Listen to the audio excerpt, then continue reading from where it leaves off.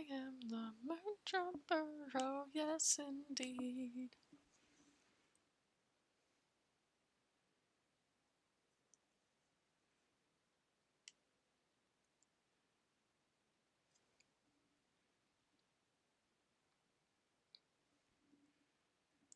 Oh boy.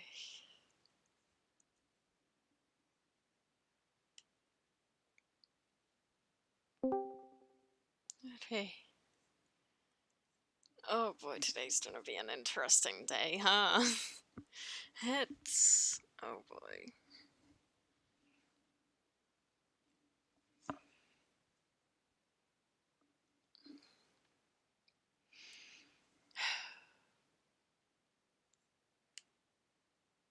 Waiting for the stream to come up. Hello.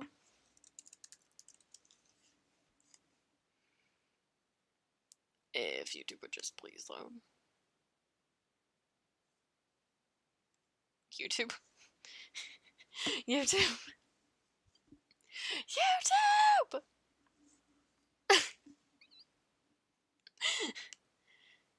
Did I just tell YouTube? No.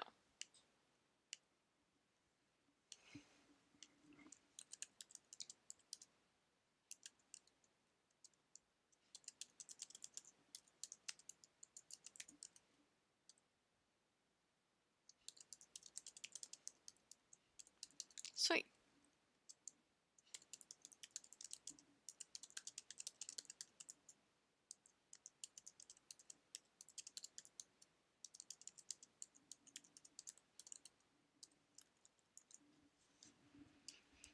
Just gonna wait for everyone to get in, because I'm not doing this alone.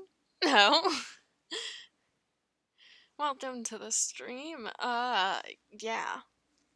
The title of the stream says everything. Oh boy.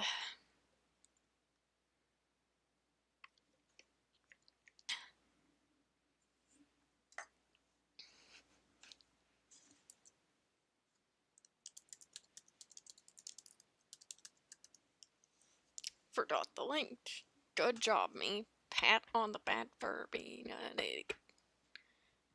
Oof.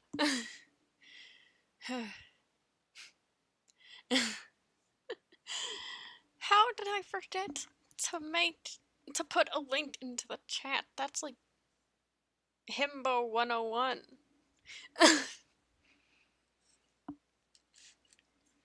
Yeah, just waiting for everyone to get in. Because I don't want anyone to miss, you know,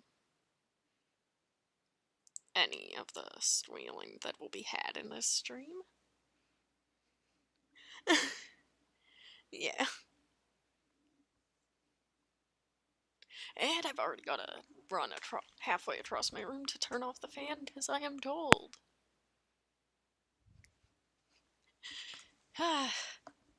Managing body temperature. The worst thing in life.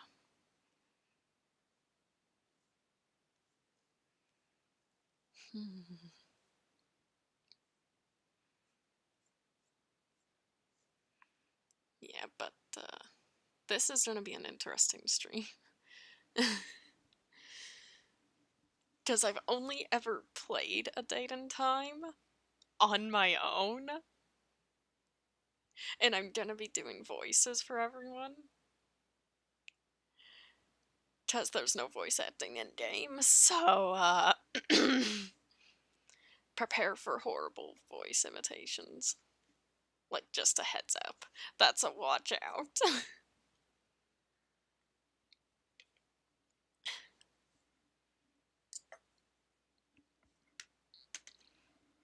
I should probably, like... What? I'm just getting it booted up, don't mind me.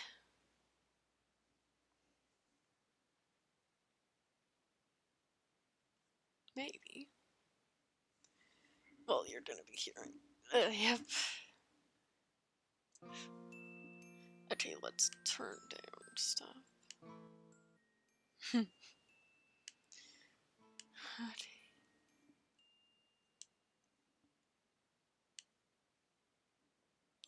I'm just waiting for everyone to hop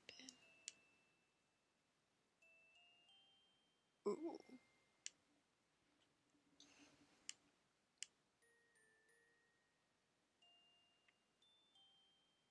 I don't know what that is.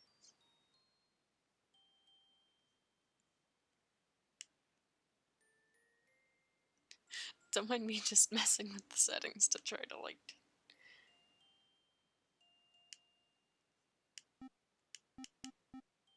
Yeah, a little quieter. That works.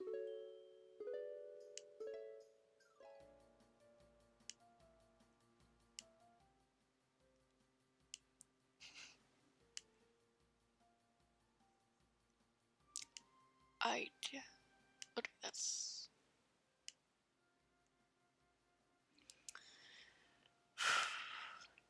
No, wait, return. Nope.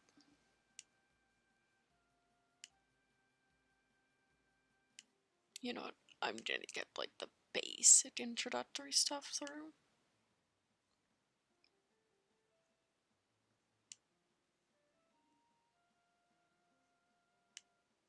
Like, yeah, because I'm gonna start up a new, you know,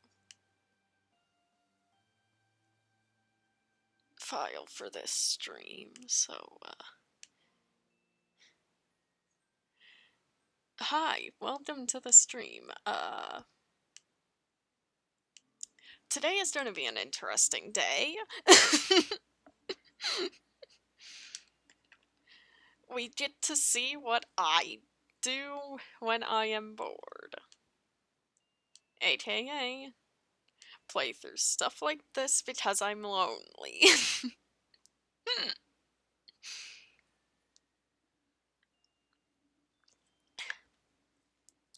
And you'll get to hear my horrible voice imitations of everyone. Yep. Yep. Yep. I'm just waiting for everyone to get in and stuff. But I think I'm gonna, like, get all the introductory, like, character start stuff out of the way.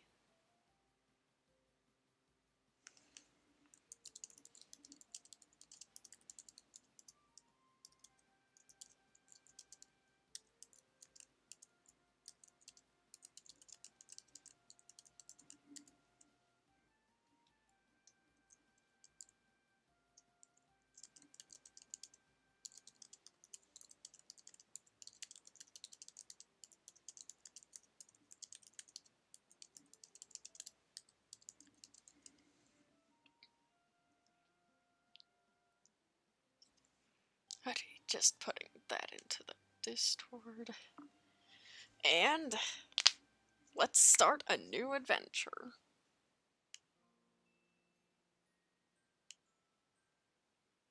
It's gonna be interesting.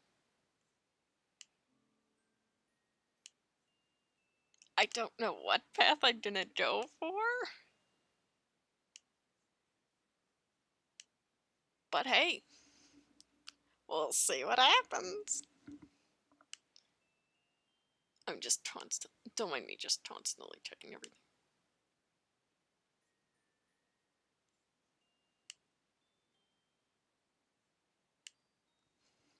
Okay, start. Greetings, fellow space traveler. Before you begin your fantastic friendship and or romance-based journey, for experience personalization purposes, please tell me your name. I am gonna go with my default.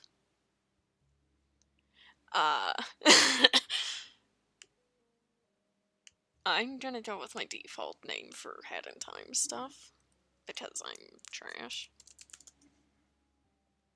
My name is Stitcher. And what are your pronouns?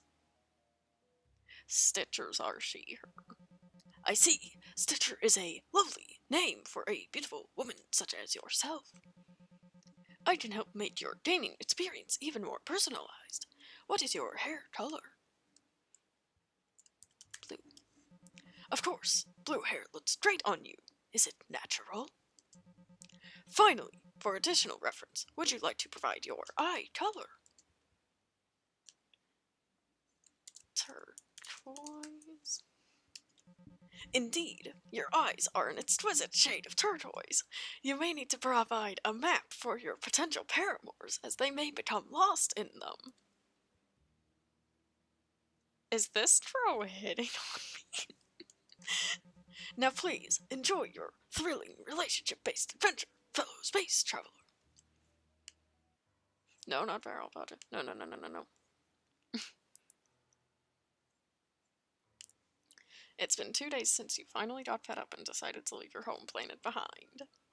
Great start, everybody!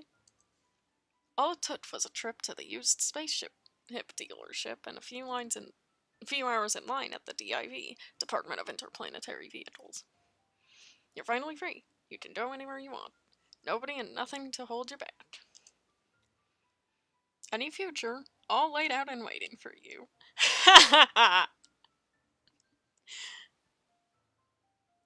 As you sail through the endless starry skies, passing planets of all shapes, sizes, and colors, you spot something ahead. It's another spaceship. As is universal spaceship code, you slow down to a crawl and send them a greeting signal on your radio as you pass by. Some may call it a honk. You get a signal back in the form of peppy, upbeat chiptune music. Chiptune music! Yeehaw! As you slowly pass, you sigh and look back up at your window. You wonder what they're up to over there.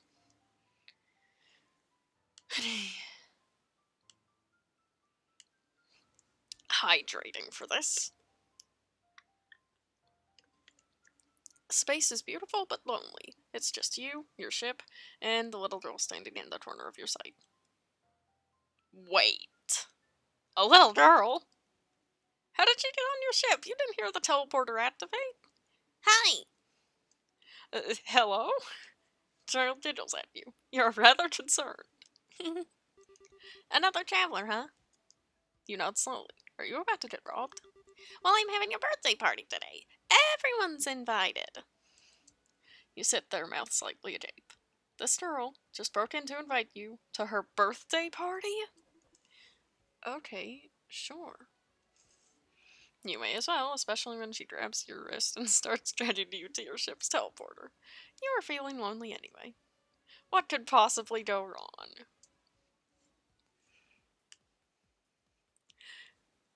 As a note, some of these voices may be a bit rough because some of these characters I have not heard in ages. You find yourself on another ship. It's certainly different. It's much roomier than yours, and you don't recognize the shape. Was it custom made? You start to wonder if this kid comes from a wealthy family when the sound of your new companion calling for everyone's attention snaps you out of your thought. Everybody listen! I brought a new friend! It's then that you notice out of all of the people in the room, none of them look like they belong in the same place. A kid with a mustache, a chef in a red coat, a yellow bird in a suit, a cat in an apron. There's so many of them and they just get more ridiculous. You see a penguin with an afro and platform shoes, a walrus in a ship captain's hat, a purple ghost of some sort, and another little girl with a bow in her hair and a kitten in her arms.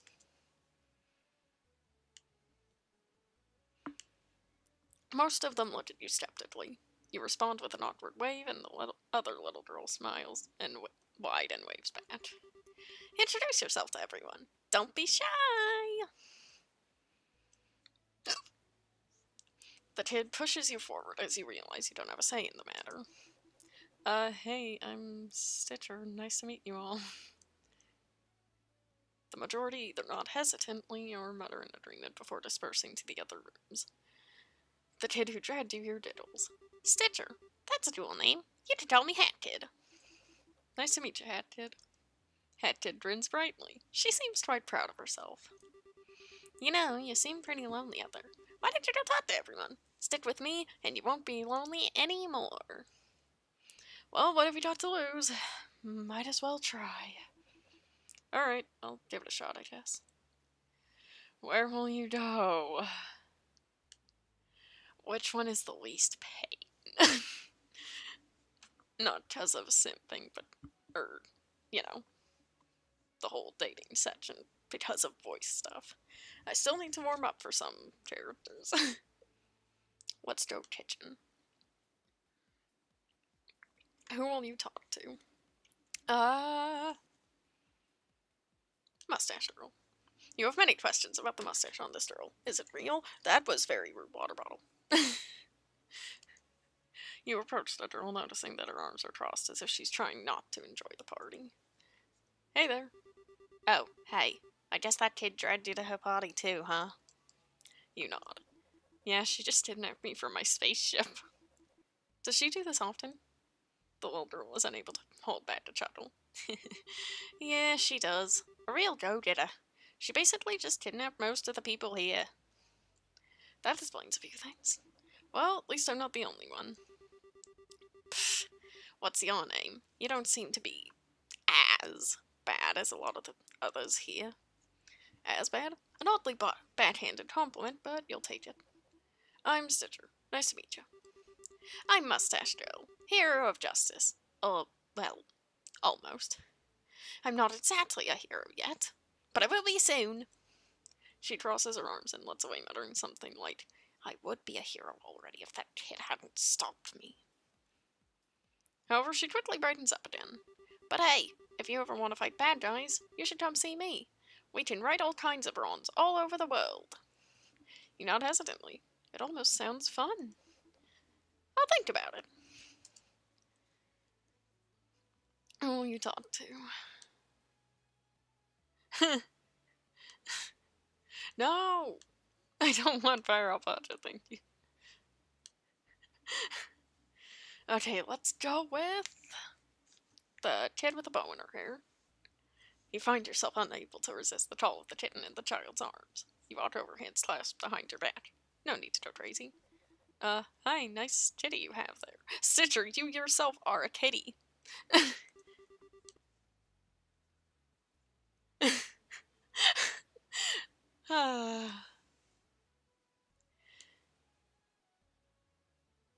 I have no idea, actually. Hello, her name is Sprinkles. Sprinkles is purring quite loudly. You can hear it from a couple feet away. It melts your cold, lonely heart. Do you want to pet her? She's friendly. You nod and reach out, gently petting the head of the kitten who begins to purr louder. She likes you. That means you're a kind person. She only likes nice people. You nod again, though you aren't sure about this girl's logic. I'm Bogan. I love animals. Do you want to meet my other pets sometime? You're so sorely tempted by the offer of soft and fluffy animals. You'll have to think about it. I just might take you up on that. Okay, see you later. She steps off and you find yourself feeling a little happier. Okay, water time.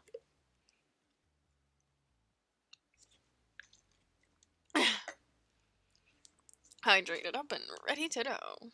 You approach the cat in the cove, watching as she ices an absolutely enormous cake. It has 5 layers, almost like a wedding cake, with pale yellow icing. The smell makes your mouth water slightly. Excuse me. The cat turns to you. She looks a bit startled at first, but then smiles in an easygoing way. Well, hey there! You must be the kid's new friend.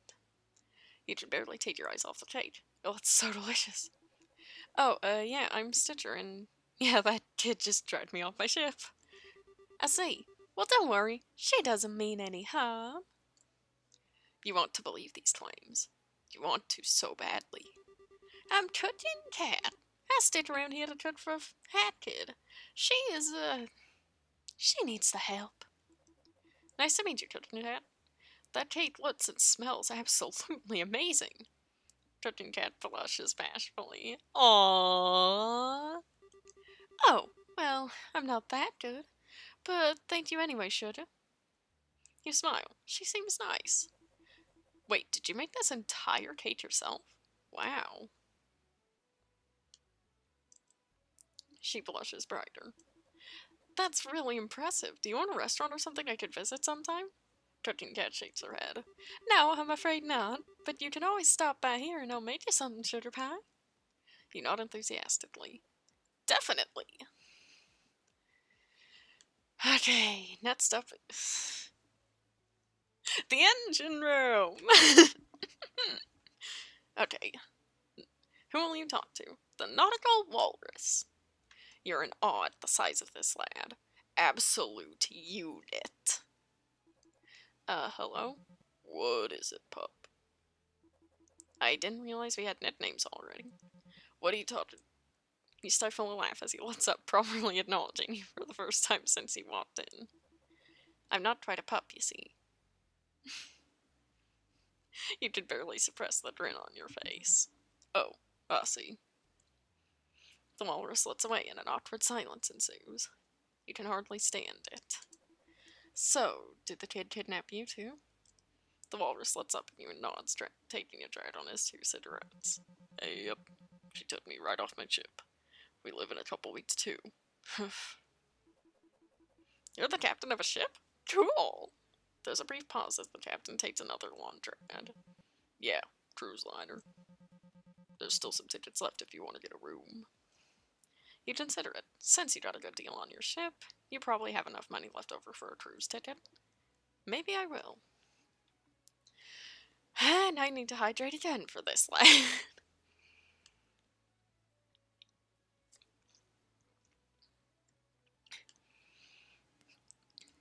Who will you talk to? The chef in the red coat. You approach the grumpy-looking chef curiously. Largely because he looks like he leapt right off the label on a can of spaghetti sauce. Oh, so you're another person the little hack girl has kidnapped.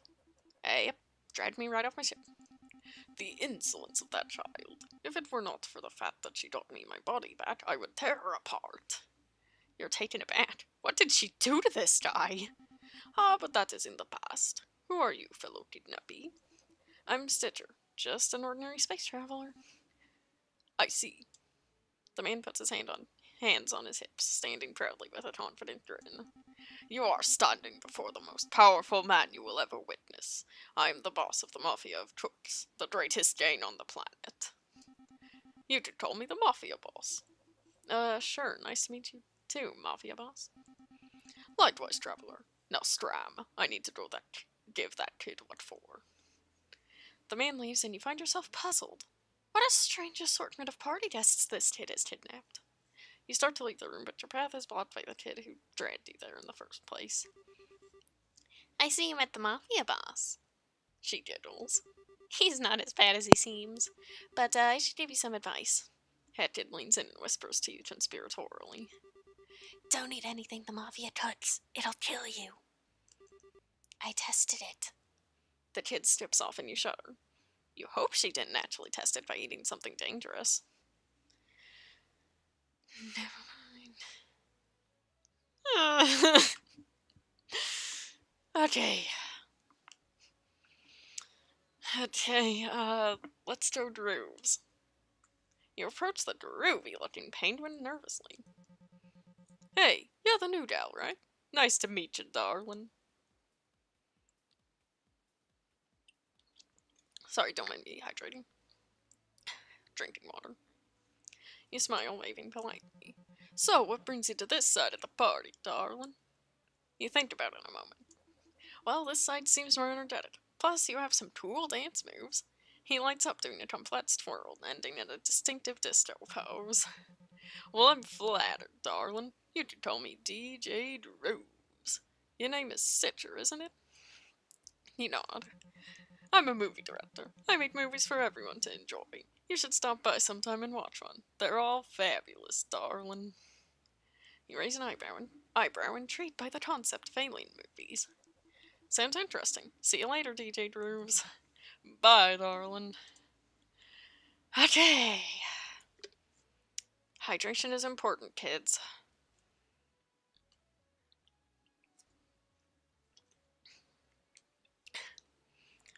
Who will you talk to? Potential volume warning ahead. The yellow bird. You walk up to the odd bird creature. Or at least, you think it's a bird. Hello there, lass. I see the little lassie dragged you here too, eh? Yeah, she's pretty, Is calling her insane a reasonable answer? This bird seems to be your friend, but also... You're thinking the little lassie is a wee bit crazy, ain't you?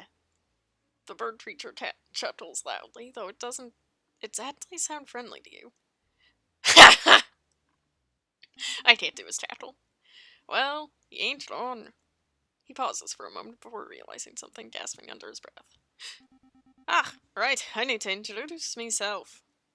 He quickly stands up tall in order to flash you a grin, bowing in a rather goofy manner, in your opinion at least. I'm the conductor, the most excellent and handsome and skilled train owner in all the world. And, the only train owner in the world. He places a hand to his chest with pride. I also made the best Western movies that anyone has ever seen.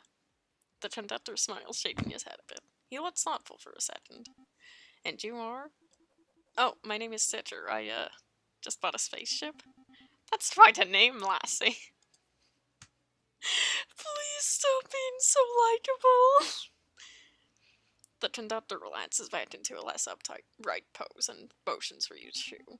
You should be heading back to the party before the wee lass comes searching for you and ruins me alone time. I'll talk with you later after the party if you want. The conductor gains an insight gleam in his lack of eyes. Maybe he just gave off the energy of being excited. Either way, you could sense it. Perhaps I could even show you me chain eventually. That might be fun. You'll put that on a rain check. I'm sorry, I had to say it like that. Okay, new page, because this is a new file. Never mind. Here's the reason why I was warming up. Who will you talk to? The purple ghost. You approach the noodly ghost. Thing? Oh, it's you. You nod awkwardly and wave. Let me guess, you're looking for a spot to hide. Sure am. That's great, but this is my hiding spot. I was here first, so get lost. You cross your arms and frown. You don't have to be so rude about it. My name's Stitcher. What's yours?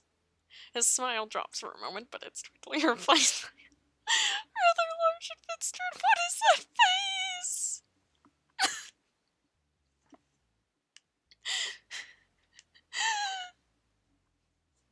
I'm screenshotting that. Hold on. Screenshot has been taken. Oh, that face is amazing. I'm the Snatcher. Now, unless you plan to sign over your soul and become my next brain-dead contractor, I suggest you get out.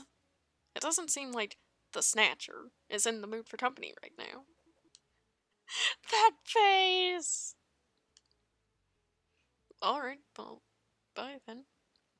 You spin on your heels and start to leave the room, but your path is blocked by the kid who dragged you there in the first place. That went surprisingly well.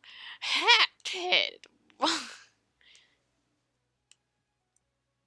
Did it, though? Oh, hat kid. Carla, please load for me. It's a little slow, bear with me here.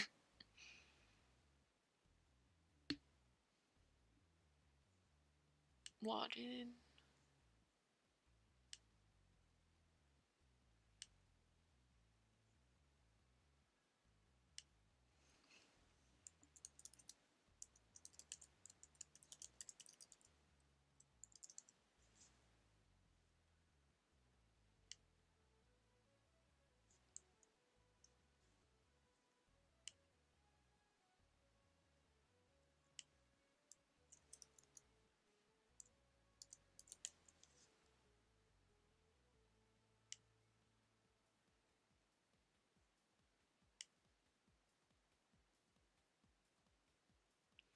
Okay.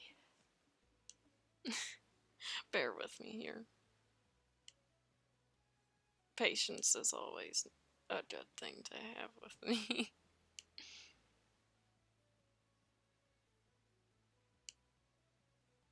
Everything is being slow.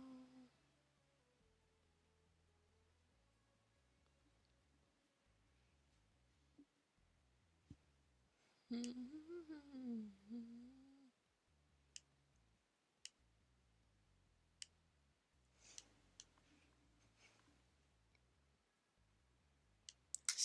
in, please.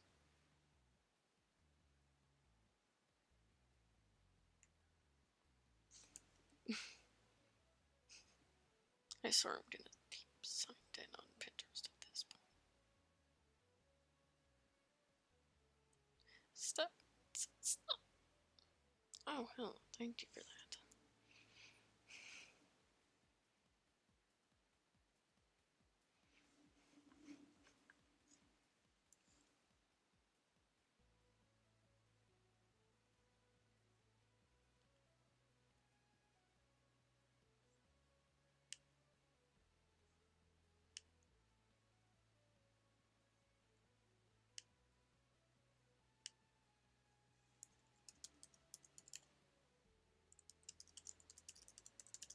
I'm gonna try.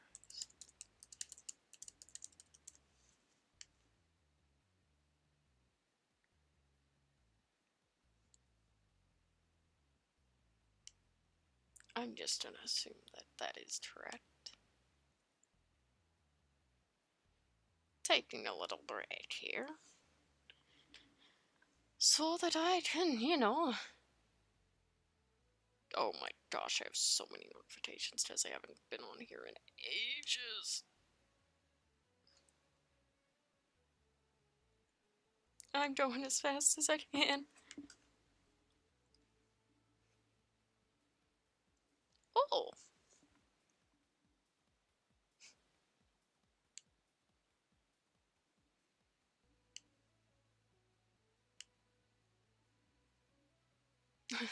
Everything is dying. Oh! Oh my gosh. Everything is lagging. Why? Ooh. Those are neat designs.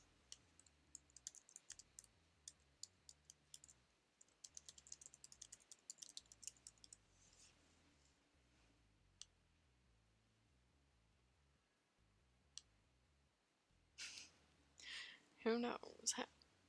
Who knows, depending on how quickly I get through this. Because everyone might not be on.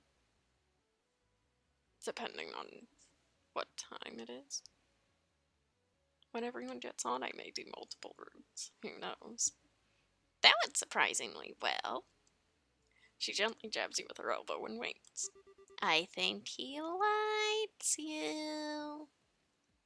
You briefly wonder if light has a different meaning on her planet.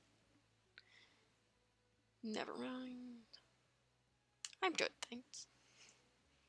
Now that you're done with introductions, the birthday cake gets wheeled out. Head Kid calls everyone into the main room, cutting slices for everyone. You end up eating enough cake to make yourself feel sick. And there's still plenty left. Before you know it, the party's over and Head Kid walks you back to her teleporter.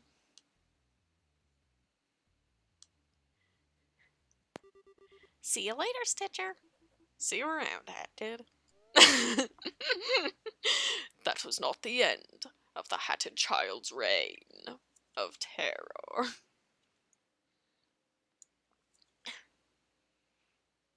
You returned to your spaceship and promptly made your way back to bed.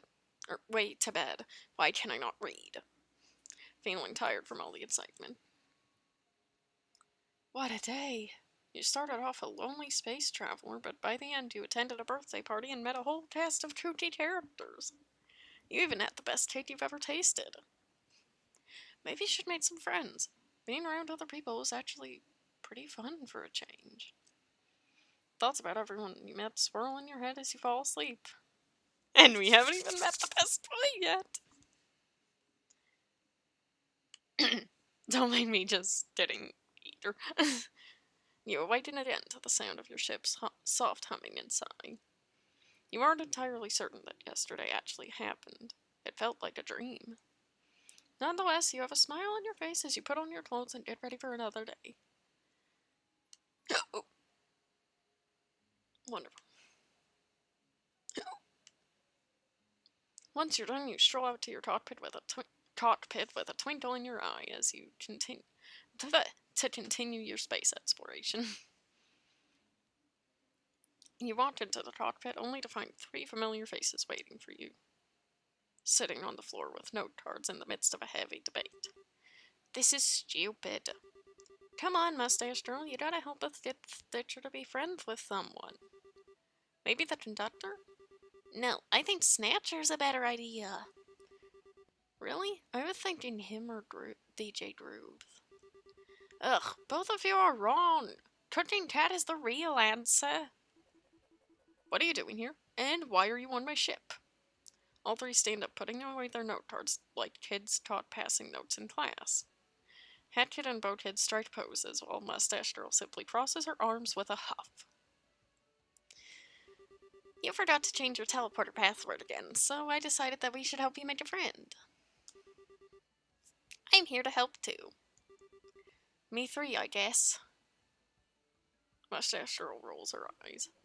You know, you really don't have to. But we do! We've explored every inch of your ship, and from our expert detective analysis, Hat-Kid pulls out a magnifying glass.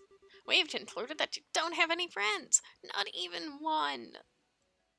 Boathead chimes in, which makes you wonder if they rehearsed this. Well, not anymore. We're your friends now, and we're gonna get you more friends.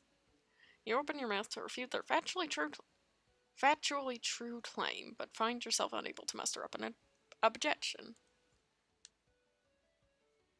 Yeah, that's not me, by the way. This is all by someone else. They're right, after all. So, pick. Pick? Pick what?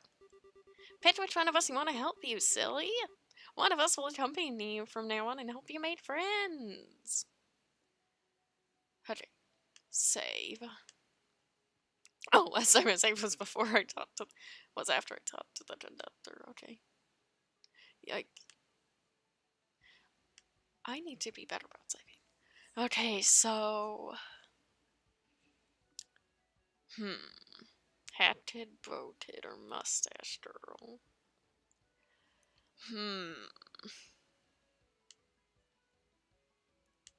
This is actually a difficult decision. I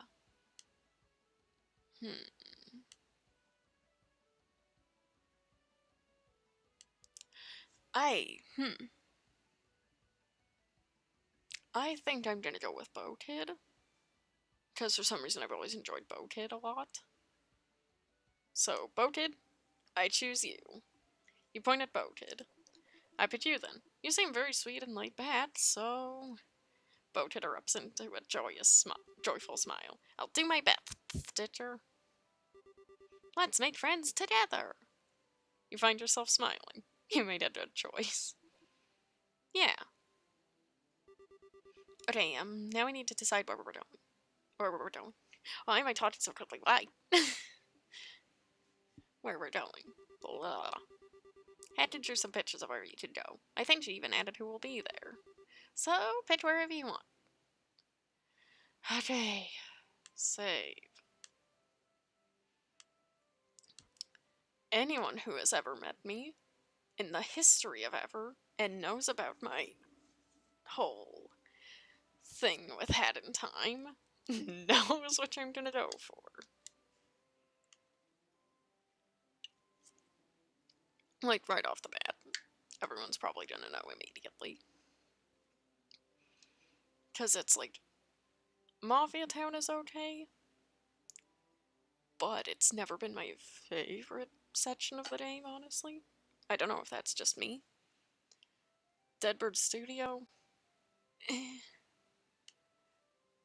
Deadbird Studio is fine, but I'm just like,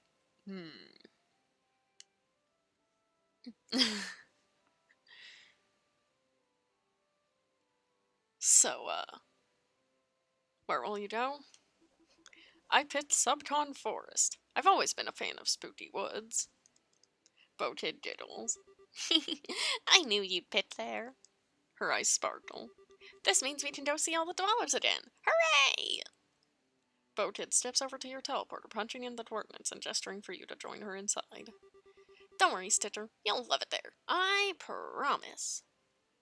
You join boated with a smile on your face as the teleporter whirs and sends you off to the dreary forest below. You find yourself in a dark and quiet forest filled with glowing mushrooms. Tall bare trees that tower over you, the scent of dead wood, and an energy that can only be described as old magic. Welcome to Subcon Forest, Stitcher. Ready for a spooky adventure? You nod. Born ready. Oh, since I've been here before, why didn't you take the lead? Don't worry, I'll stay nearby. Sounds like a plan. So you'll just let me explore at my own pace? Yes! I'll try to stay out of your way outside of some help here and there. Is that okay? Sure, I can handle it. The kid steps out of your way, standing behind you. You look around again, taking in the sights. In front of you is a house of sorts built into a tree with a huge thorn vine acting as a walkway. Behind you is a path leading down a hill. I didn't do this last time I played through, because I felt that that would be seen as rude. But I'm gonna examine the house. You look up and find that the house extends to very high in the sky like a skyscraper, though it isn't built into a tree like you had first thought. It's actually an enormous mushroom. Soon your head starts to spin. Enough of that. You consider nodding just to be polite, but you can see from here that nobody's home. You curiously walk into the little house and look around. It's warm and it looks well loved and well maintained. Whoever lives here seems to take good care of this cozy home.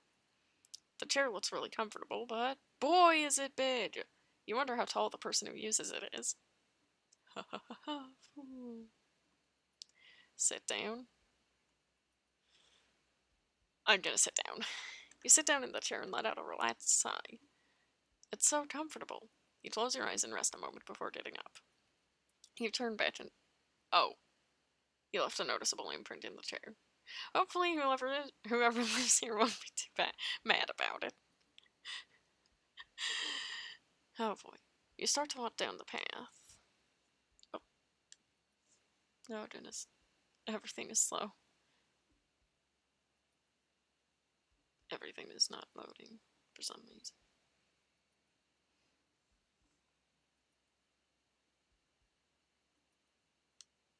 Oh. Oh my gosh, everything is slow. Why? Oh. Oh my gosh. Everything is slow.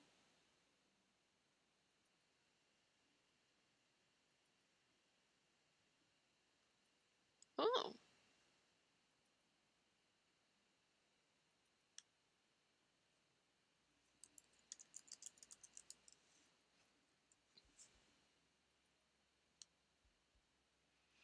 You start to walk down the hill, noticing that you start to walk down the path, noticing that the hill is a little bit steep. There are fences on each side of you, guiding you downhill. As you walk, you notice something up ahead. It's a small figure in a purple cloak. It's about the size of Hat Kid, so you assume that it's a child. You speed up your pace to approach it, but you hear a faint chuckle as it runs ahead of you. Wait, where are you going? Oh goodness, almost knocked something over. You break out into a run after it, wondering what in the world a child is doing in this forest. Well, a child who isn't the one accompanying you. Your chase, however, quickly comes to an end when you trip over a vine and land in a circle of them flat on your face. The vines surrounding you burst up from the ground. The world around you fades away, leaving you surrounded by strange shadows with glowing eyes, the sky lit by an ominous purple light. A dark purple shape snakes eerily from the darkness, and you glance around as you get up. Wait, where's your buddy? She isn't here with you! Lightning flashes and thunder booms in front of you as the shape grows to several times your own height, towering over you. You feel like you're in trouble. Hold on, I'm gonna... There we go. You feel like you're in trouble. Ah! Fool! You cover your ears, practically deafened by the maniacal laughter. Wait, don't you know that guy? Oh, you blew it! You totally screwed yourself, you fool! I warned you, but now your soul belongs to me. Snatcher tattled loudly in a malevolent tone, glaring down at you with a terrifying expression. Yeah.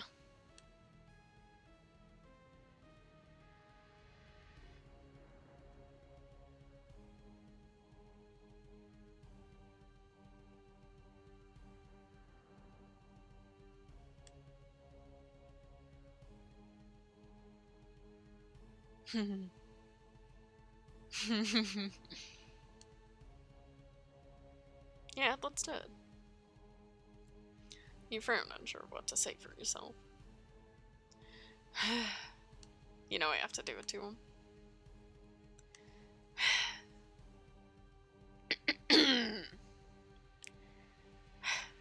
You know I had to do it to him.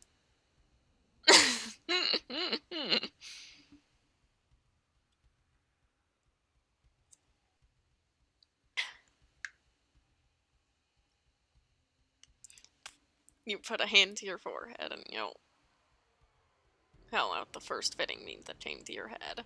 Please, Mr. Obama! Snatcher doesn't seem too amused. Then perish. Oh, heck. Snatcher seems serious. He leans down and rips your soul out, proceeding to shove it into his mouth, killing you instantly. Good try, though? You asked for it.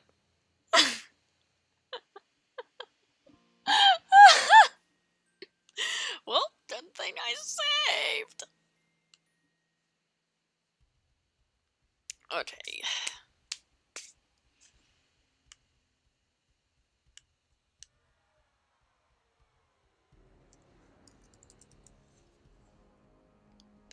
Okay. Time to take this seriously.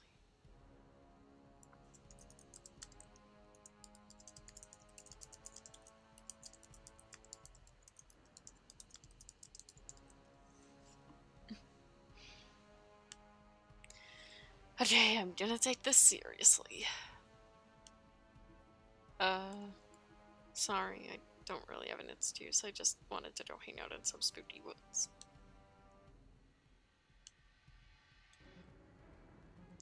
That's it? That's your reasoning? You named me because you wanted to be an idiot who hangs around in a forest for fun? Well, when you put it that way, you feel pretty stupid.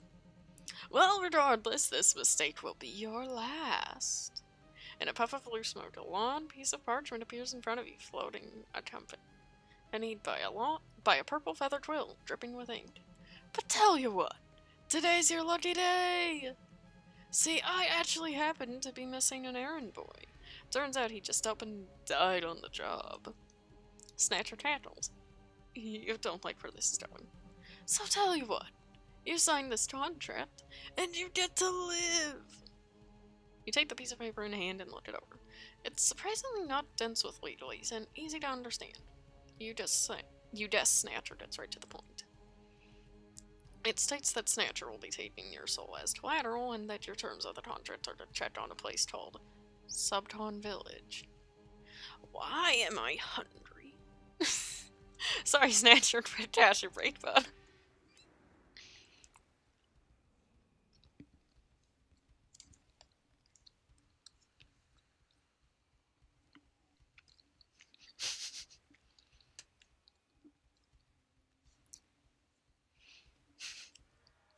The visual of someone telling Snatcher, hold up a sec, I'm hungry, I need to eat something. Just like pulling food out of their backpack and then eating, just like, hold on.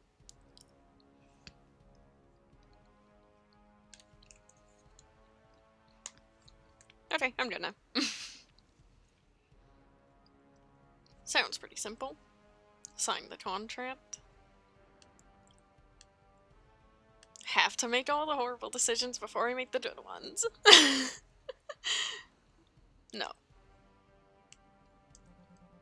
I don't think you understand the situation here. Sign the paper or you die. Right here, right now. I don't have to give you a second chance at living. I can just eat your soul and leave your body to rot.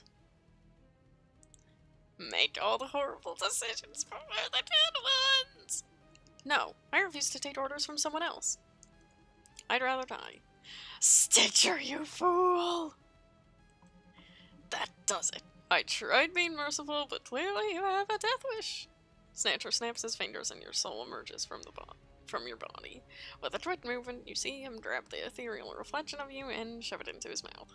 Your sight goes black in an instant, and your entire being burns in pain before everything comes to an end for you.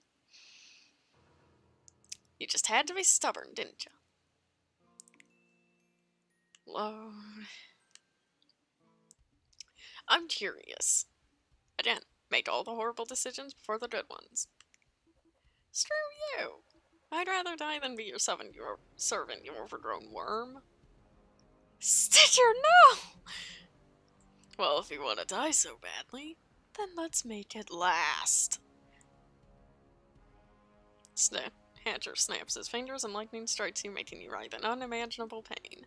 You squirm and claw at the ground for purchase, but your captor only watches you with an irritated frown as your agony continues. After what feels like an eternity of torment, your soul emerges from your body. With a quick movement, you see him grab the ethereal reflection of you and shove it into his mouth. Your sight goes black in an instant, and your entire being burns in pain before everything comes to an end for you. You're a rude one, aren't you?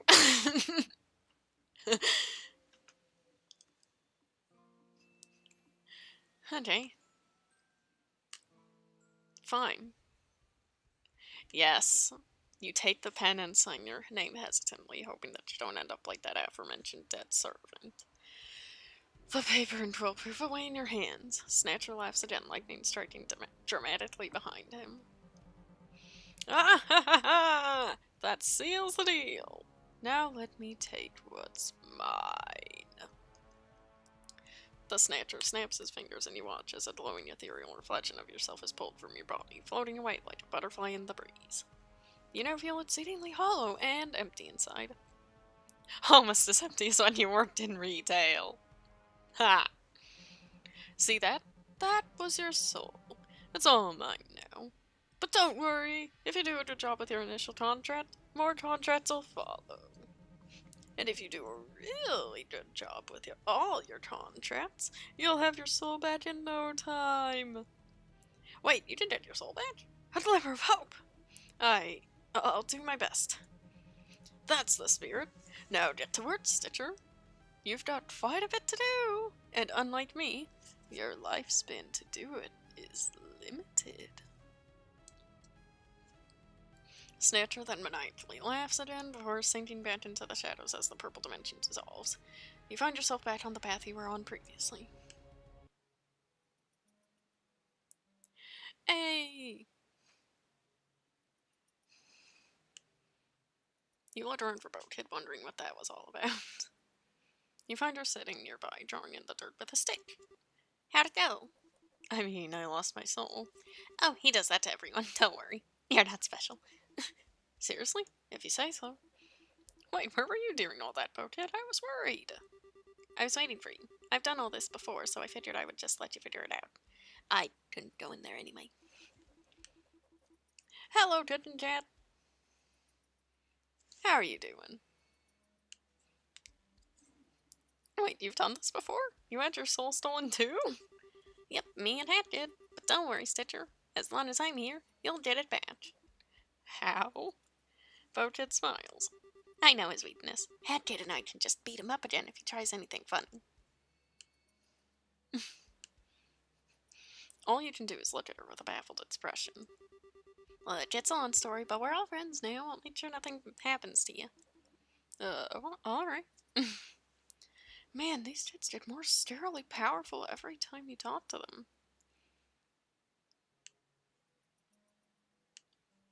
You look around yourself once more before deciding to press onwards, the woods somehow feeling less oppressive than it had before. This place is pretty neat. I didn't realize it was so alive. That's good to hear. A strange glow ghostly, snake-looking creature with a mask for a face stares at you silently with what seems like curiosity. Either way, it's creepy. Hello there, Turchin Cat. Either way, it's creepy. You decide to look elsewhere. Aside from that odd creature, you notice some rather cute fox-like creatures dancing around a fire, as well as huge spiders hanging from the trees and staring down at you. That seems like an outside time to move on. Save. For anyone just tuning in, I am going for the... I can't... I think I'm gonna go the moon jumper route for this time, at least. But depending on what time I finish up, Oh, thank you. I'm doing good. I'm taking care of myself pretty well, I think. That's good to yeah, I'm doing well. Taking care of myself, which is important. I'm learning to cook more, because I really should do that. You finally find yourself in what must be Subtron Village. You know it must be, because it's the only thing here you've seen that resembles a village. There are several little houses built out of tree trunks with curious glowing eyes peering from inside. Some places are frosted over with ice. There's a sparkling pond bisecting the village. You find yourself thinking that this place actually seems kind of pleasant, ice aside. Oh no. You wonder where the ice came from, since while it is a little chilly out, it doesn't seem cold enough to freeze anything over. Oh, yeah, sure. As you ponder, some more of those creepy masked spirits emerge from behind the houses, slowly approaching to investigate you like shy animals or curious children. Try to talk to the spirits. You decide to try talking to them, using a gentle voice like one would use for speaking to something especially timid. Hello there. A few of the spirits flee back behind the tree as if you stared at them, however a couple remain in front of you. They approach closer, still silent, their glowing eyes staring deeply at you. Do you live here? This is a nice little village you have. The spirits that fled peek out from behind the house again, watching you like hawks. The spirit closest to you rubs against your hand like a cat. With that action accompanied by an eerie sort of purr, more spirits. Yes! More spirits emerge from the houses, all watching you with what you assume to be curiosity. The spirit that you just inadvertently petted bats away. Yes. You feel a bit awkward about being watched, but assume you've done enough talking to these creatures. You don't want to overwhelm them. You start to walk through the village, looking around. The spirits follow you at a distance, watching you. It's as you pace around the area, examining the little tree houses and looking at the scenery, that you realize you have no idea what you're looking for.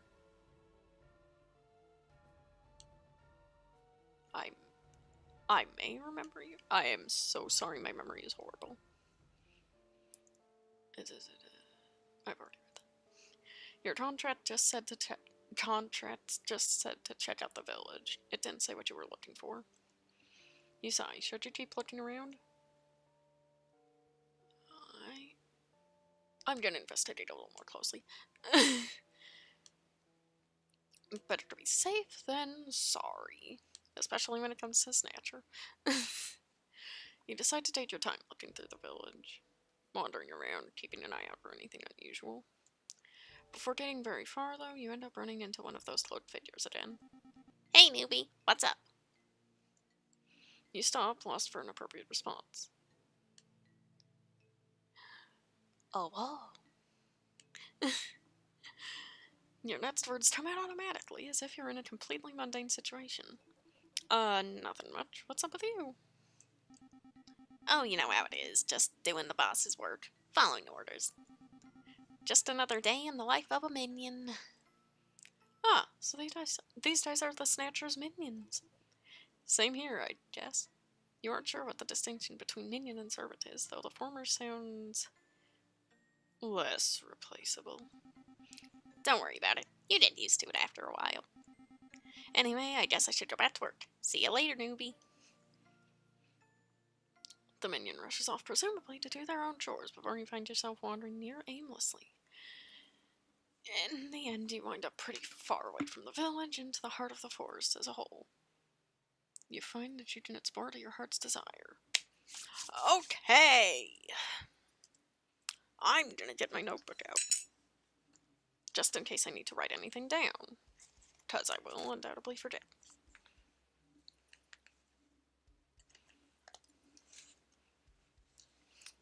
Oh, hi. Oh, hi.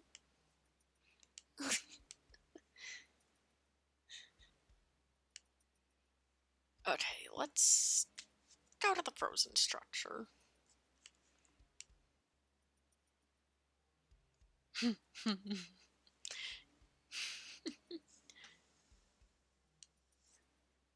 You head towards a frozen structure you noticed from behind some brush.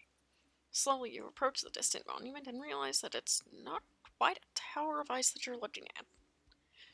Whoa. This is so pretty.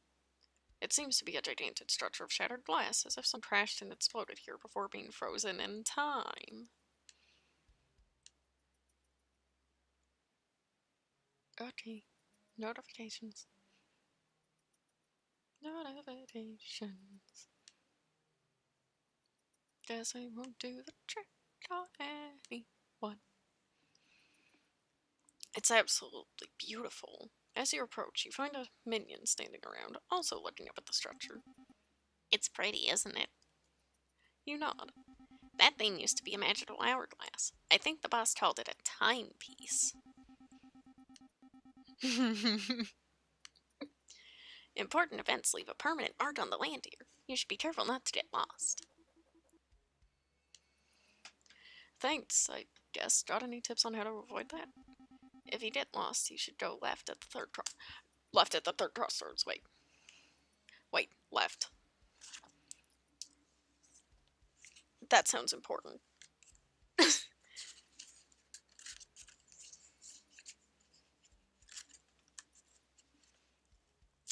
Yeah.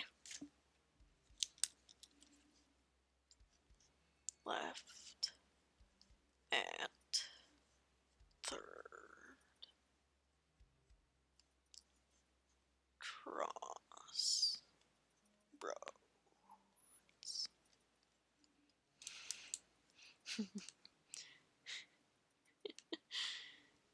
If you get lost, you should go left at the third crossroads. The minion falls silent after that, and you figure it's time to move on elsewhere. Oh, darling. Okay. Forest fire. You walk towards a raging fire hesitantly, as that seems pretty unusual, right? However, even as you enter the flaming area, it doesn't get any warmer. You wonder if the fire is illusory. You see another one of those minions warming their hands on the fire, looking happy as can be. Is the fire actually real, or are they just doing it for the sake of it?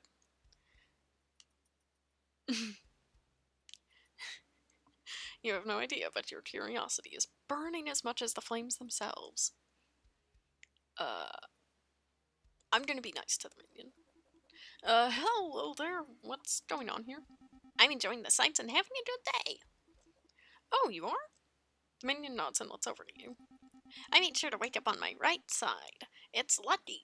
That's how you start days off, right? You should be writing this down.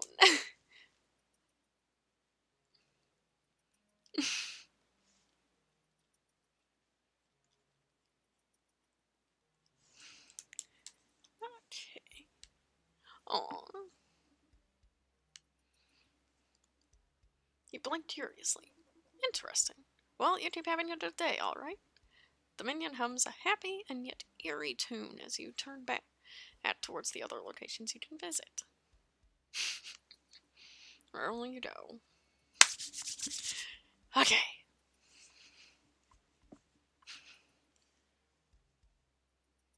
Did I not go to the gated community? I didn't go to the gated community.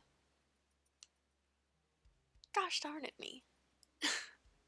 You find a small grouping of houses left behind a gate and approach curiously. They all seem to be boarded up. Suddenly, a voice makes you jump. Isn't it a shame? These houses haven't been lived in for years. Oh, it's just a minion. It's free real estate. Huh. Too bad. Can't imagine why nobody would want to live here. Yeah, it's a nice neighborhood. You can't go wrong with these houses. You can only go right. In fact, going right is always the best option.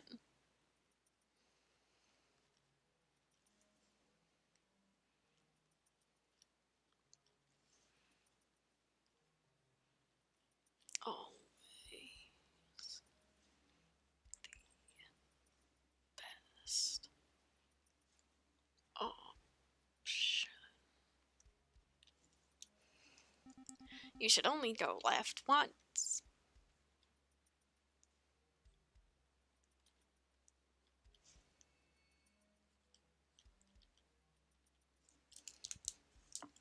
You nod and the minion falls silent. After a few minutes, you decide to go elsewhere. Oops. Someone broke here. Go to the foggy swamp. Okay. You end up wandering into a thick, purple, misty swamp where you can barely see ahead of you through the fog.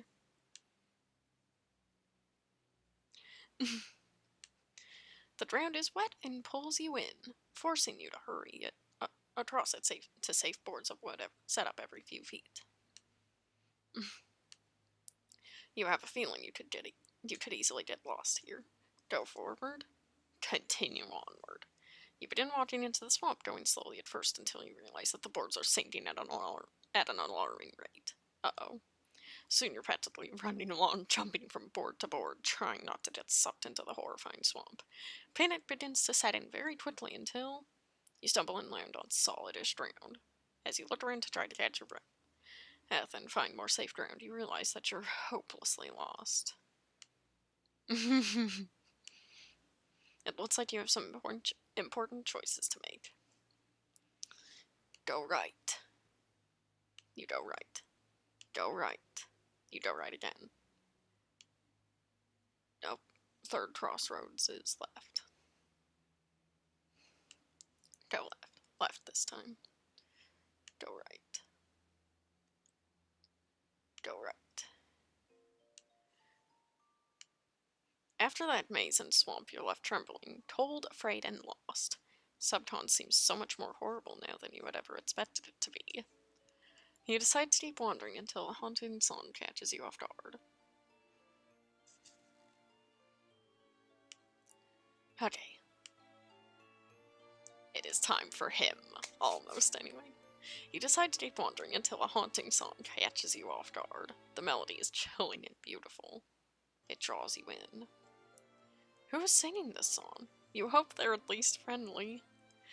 As you continue following the singing, you remain partially lost in thought. That is until you step into an empty clearing. Oh, jeez.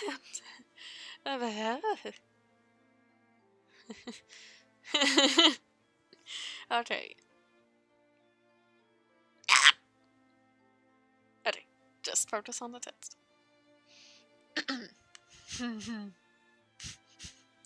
You hesitate as you hear the song again, slowly looking up to a figure illuminated by the moon. He continues singing in his ethereal tone as he slowly turns around. Somehow, he doesn't miss a beat as he stares at you with his wide, glowing eyes. The strange entity reacts to your return stare by slowly drifting down towards you, right up until he looms directly in front of your face. It's my boy! He pauses his song to cast a toy grin at you. Hello, little doll. You hesitate and back away, nearly stumbling back in the swampy waters that threaten to take you forever. This isn't what you were looking for. If you run away, though, you could end up stuck in the swamp. You had better be careful of how you respond. Save.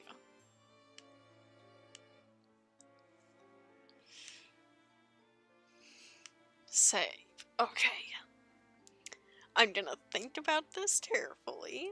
I'm gonna make my choice carefully. I'm gonna be careful about this.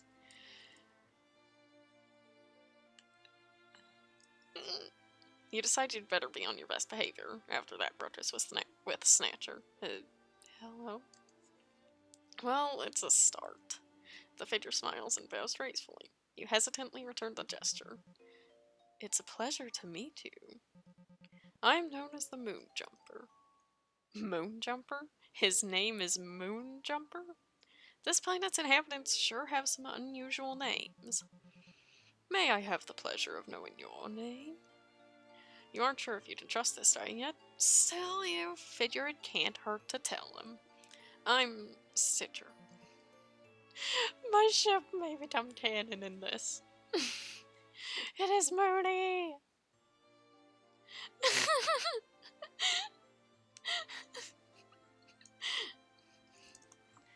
So, for context, hold on, do I still have... Okay, Firehawk, I do actually need you up. For context, for this playthrough of A Date and Time, I'm playing as my Head in Time character here. This is not how she looks right now. But,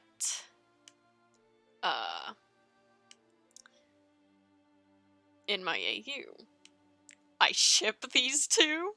I don't know why.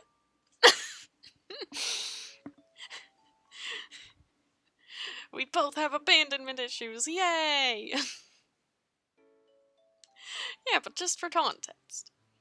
My ship may become a thing. Moonjumper's face falls for a moment, as if he realized something, but he soon returns a pleasant smile after a brief pause. Stitcher.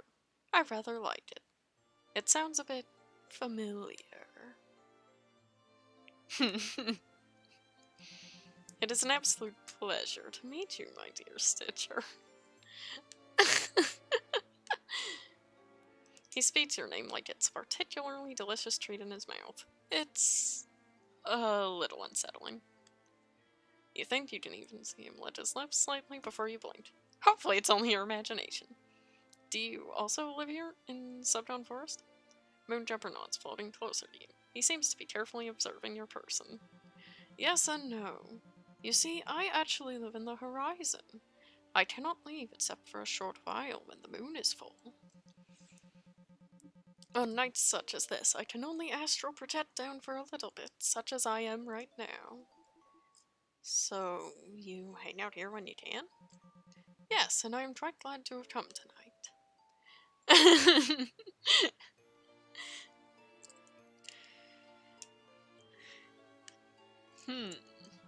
It is not often that I get to meet someone so enchanting.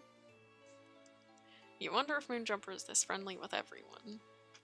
Okay, save time again. Because I do not want to screw up the Moonjumper route. I have screwed up the Moonjumper route once before in the past with past builds of this. I'm not doing it again.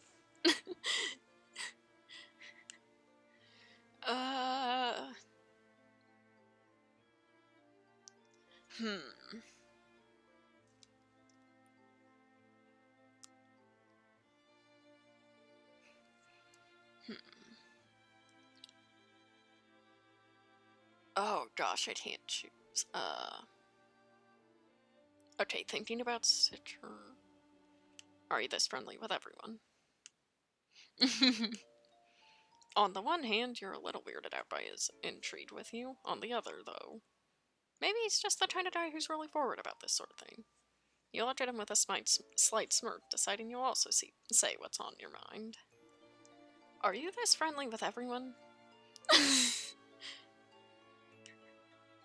Moonjumper chuckles. If I must be honest, it's not often that someone comes to visit me. It gets quite lonely, and I'm delighted to receive any companionship. So yes, in a sense, I am this friendly with everyone. You raise an eyebrow. Because of the snatcher, huh? Oh, he looks angry.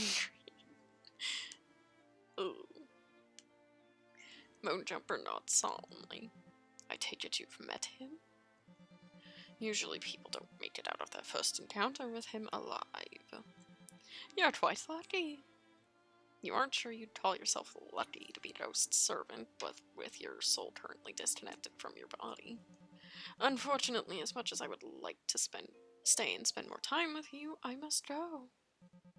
My energy is finite. I cannot maintain an astral projection for very long. See you again, my dear Stitcher. Oh, see you around then. Ooh.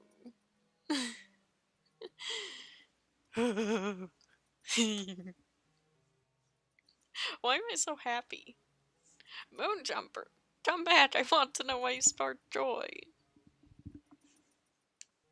The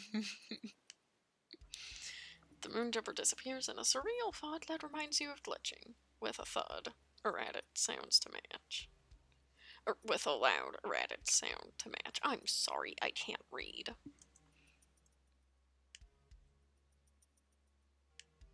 With nothing else to do, you go back up the path to the house.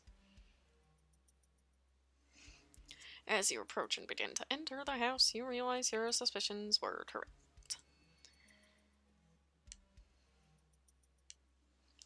This is, in fact, Snatcher's house, given that he's sitting in that big red chair, reading a thick tome. Hey, I went and checked on the village like you put in my contract. He doesn't even look up from the book when addressing you. How rude. How'd it look? How are the ice levels? Anything blocking anything off? Ah, so that's what you were looking for.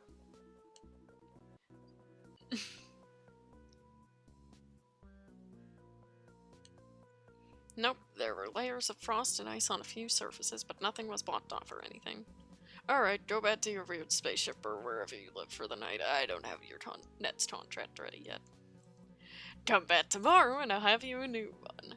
If you don't, well, let's just say that a body can't survive. Its soul doesn't exist anymore. Snatcher laughs ominously, and the thought makes a chill run up your spine, making you shudder. Alright, I'll be back tomorrow. With that, you stroll out of Snatcher's house and retrieve your spaceship keys out of your pocket, hitting the teleport button on your remote control and vanishing. Exhausted from the day's events, you collapse into your driver's seat for a brief respite from being on your feet for so long. You take a few moments to breathe. To just breathe, taking in the quiet hums and whirs of your spaceship. You look out your window at the view before you, at the vastness of space that lies just beyond your fingertips.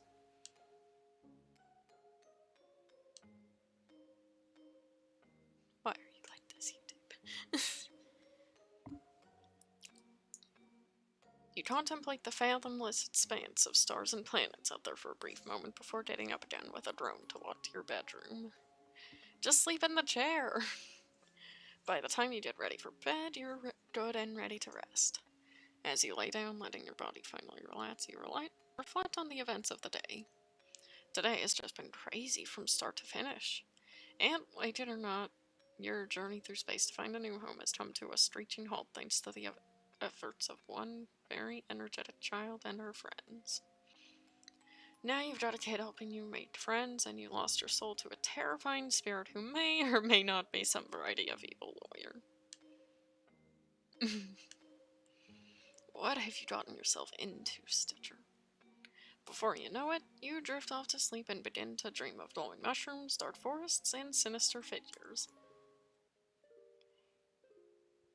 We're making Snatcher progress! Oh, and Mooney!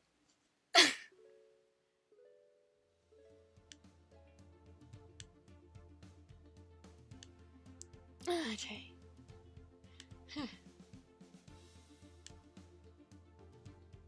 You wake up feeling refreshed and rested, if still rather empty from the lack of a soul. Glancing at the clock, you find that you've perhaps slept in a few hours later than usual. However, you feel good, and the stress of the day prior is all but gone. So what if you don't have your soul? You'll be fine. You've suffered worse. You walk out to your tot pit to find the 3 kids waiting for you. It's at this time a stranger is with them. Hey, Stitcher, we have someone you should meet. Alright.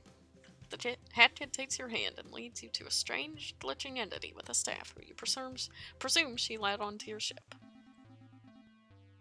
Okay, I do not remember. Okay. Please, traveler, call me the badge seller. Okay. Hello, you may call me the badge seller. It is nice to meet you. Nice to meet you. Normally, I sell badges, but the hatted child here bought them all. However, since you are looking to befriend someone, I will help you instead. How so? You're curious. You already have one wingman. Are they going to follow you too? I can offer you hints on how to get close to different people and find secrets. I'll stay here on your ship so that you may visit me at the start of each of your days. I see.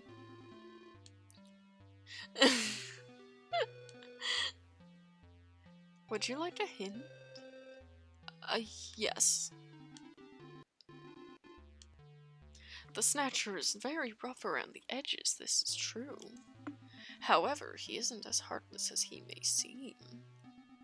If you treat his minions with kindness, good things will come to you. As for the mysterious moon jumper, there's more to him than meets the eye. There is a story, a reason for his actions. Keep your wits about you if you aim to uncover it. I see. Thanks, badge seller.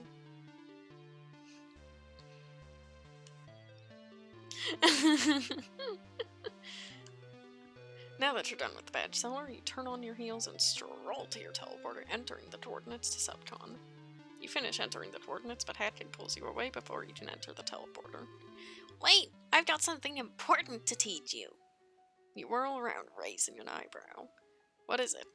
It's an alien bad word. You raise both your eyebrows. This kid knows alien swears? Alright, I'm all in. Teach me the naughty words. Hatkid bounces up and down with a mischievous glint in her eye. Okay, so it's peck. Peck is the bad word. DJ Grooves told me it's a bad word only old-fashioned people like the conductor use. Huh. How do you use it? Can you give me an example? Pet. Pet it. Aw, pet. Pet net. You love this. This is the cutest thing you've ever seen. Well, pet you. Like that? Yeah, like that.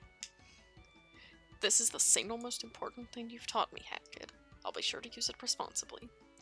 Hatkid giggles. Okay.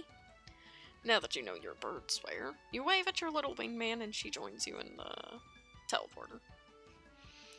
You smile as you whoosh away to Subcon below you, feeling confident.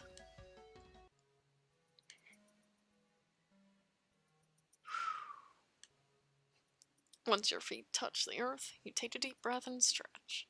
You've got this.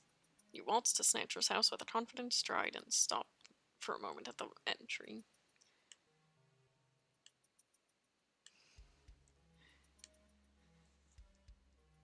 Okay. You know what? Bad options before the good. Bad choices before the good choices.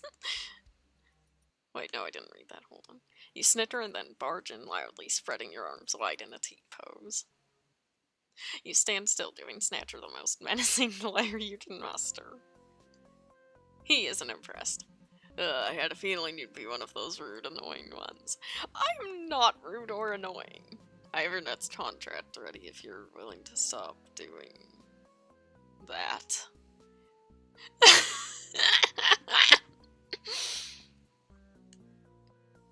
Okay.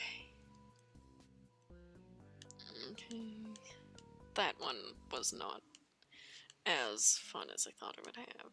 A reaction of... Okay, an evil little grin breaks on your face as you get an idea. Time for a little revenge for that whole soul-stealing thing. You barge in, trying not to snitch her. You cup your hands around your mouth and shout at the top of your lungs loud enough to make ears ring. Hey, Pat Nat! Is that supposed to be funny, Stitcher?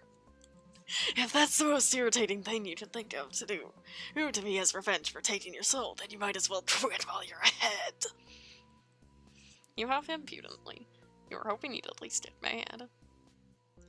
Okay, that one didn't have as visceral reaction as I thought. I'm gonna knock politely. You knock on the exterior of Snatcher's house in lieu of a door and find it quite solid. You suppose this makes sense considering this space supports such an improbably huge structure. Come in.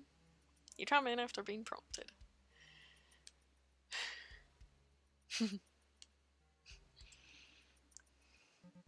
Looks like you do know some manners after all.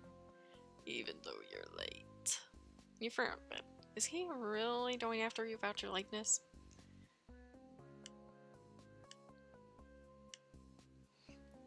Let's explain. You should explain yourself so that he doesn't get mad. Well, was there a time I was supposed to be down here? You never said when, just come back tomorrow, and here I am. You hope he isn't actually mad. I know that, Stitcher. I was just giving you a hard time. Lighten up, kid. You're relieved, but also a bit frustrated. What a bully. Snatcher, that's mean.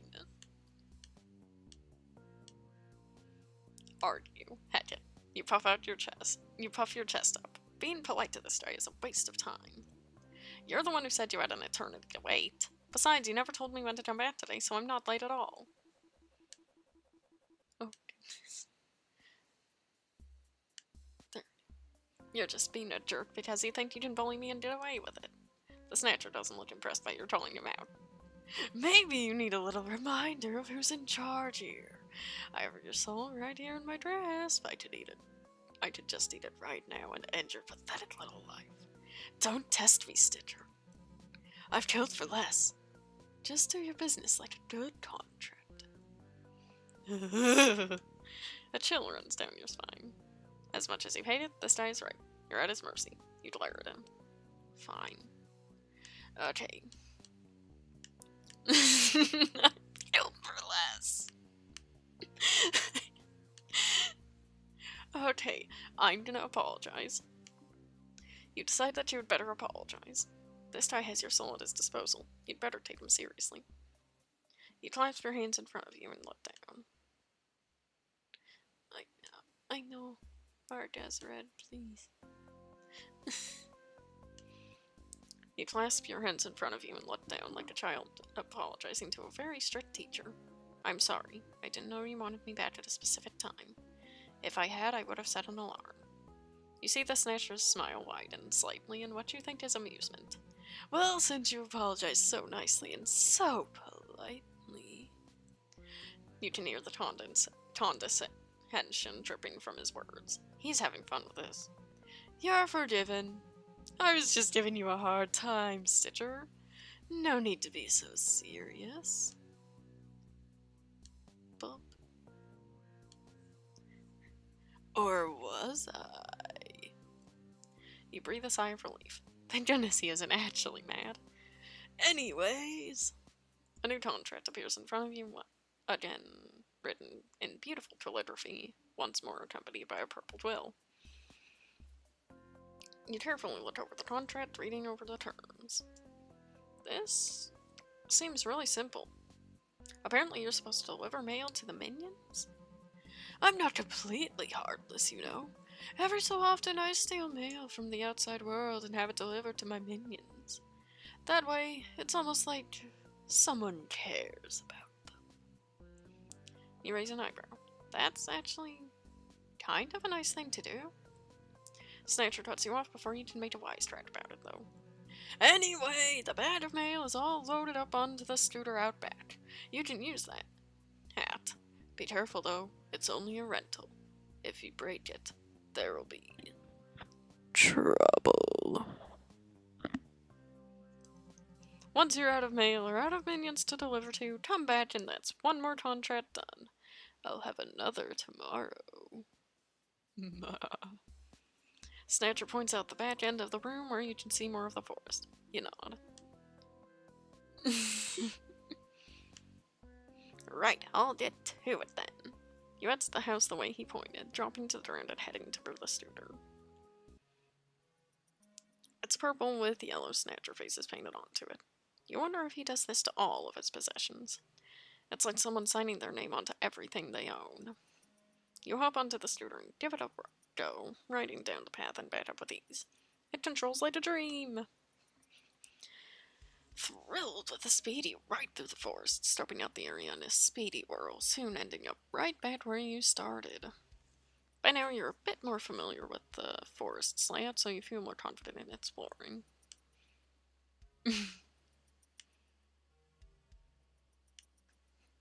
Where will you go? Okay. I'm gonna do it. I'm gonna do it. I'm gonna do it. Don't try to pretend like you're done already, Stitcher. I can see from here that the bag is still completely full. There are plenty of minions to deliver to, and I'm not someone you want to keep waiting. Get back to work. Fine. I just wanted to say hello. Some ghosts. So rude.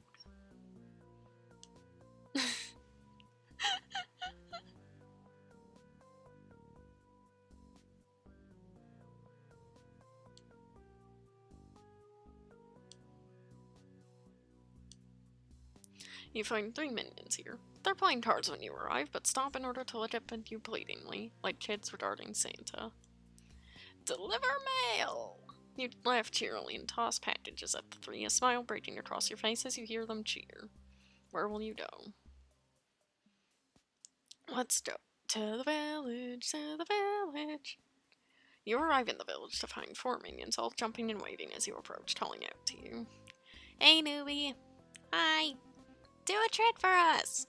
Yeah, do something cool. I'm gonna show off. You see the minions cheering and you can't help but oblige them. They're so excited for you. Can you bear to disappoint them? I can't. The answer is no. I'm gonna zoom around really fast. No, wait, save. And then I'm gonna do a flip. I'm gonna do a flip on the Studer. You get on the Studer and whoosh off, noticing a rock nearby that sloped, giving you an idea. You're gonna do a flip.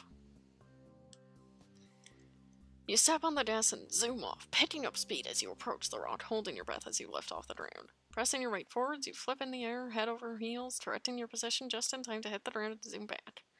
But that's not quite what happens when you hit the ground.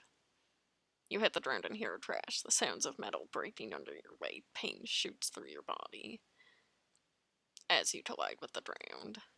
The Studer you were entrusted with breaks into bits, a tire rolling off a few feet. You see stars as you hit your head on a broken piece of the machine below you. The minions go quiet as you hit the ground and run up, surrounding you and looking down with concern. Are you okay? You lift your head, now aching and sore. You roll off the heap of broken metal, slowly getting up off the ground. I'm fine.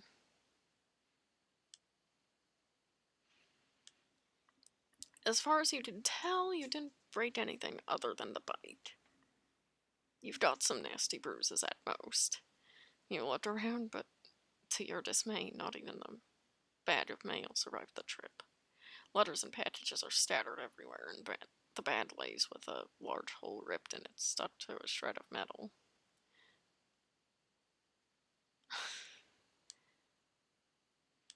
With nothing else to do, you limp back to Snatcher's house with the eyes of every minion in the forest upon you as a reminder. You failed. You limp in to find Snatcher sitting on his chair and reading. His book appears to be related to history. You clear your throat to grab his attention. He doesn't even look up to address you. What's up, you done already? You nod and speak quieter than usual with a slightly raspy voice. This attracts his attention. Yeah, I'm done. Snatcher looks up from the book and sees that you're injured, putting two and two together as his smile drops ever so slightly. Don't be disappointed in me! I just wanted to make your minions happy! What happened? Where's the Studer? You look away. From the corner of your eye you can see Snatcher's expression change slightly.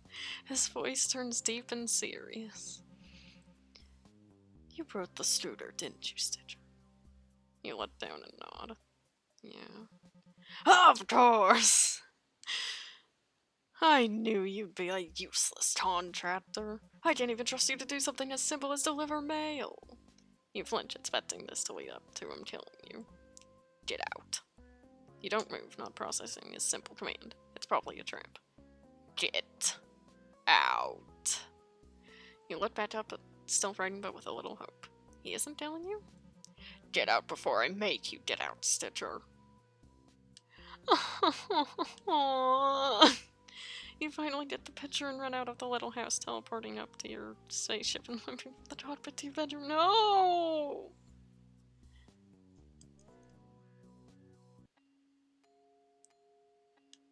No, I'm not. No. No. That is not the outcome. That is not the outcome I'm going to have. Zoom around really fast. You rev up the motor and zoom off, riding off and around at top speed to show off to the minions. The scenery whooshes around you and you can hear the minions whoop and cheer as you ride in wide circles. After a few loops, you come to a stop and hop off the bike, taking a bow. You let the minions cheer before delivering to them letters and packages by hand, smiling wide at their glee. Where will you go? The burning house. Just like my hopes and dreams. There you find a couple of minions waiting for you, bouncing about and looking excited. Deliver mail. You toss mail at the minions and they catch it, giggling in delight. You wonder if all the minions are children or if they're just childlike. Where will you go? The gated community. You find another pair of minions chatting here and leaning against the gate, chilling out. They don't seem quite as gleefully excited as the rest. Deliver mail. You chuck a package at the minions, who pick it up and give you a thumbs up. Thanks, newbie. Where will you go? The chasm.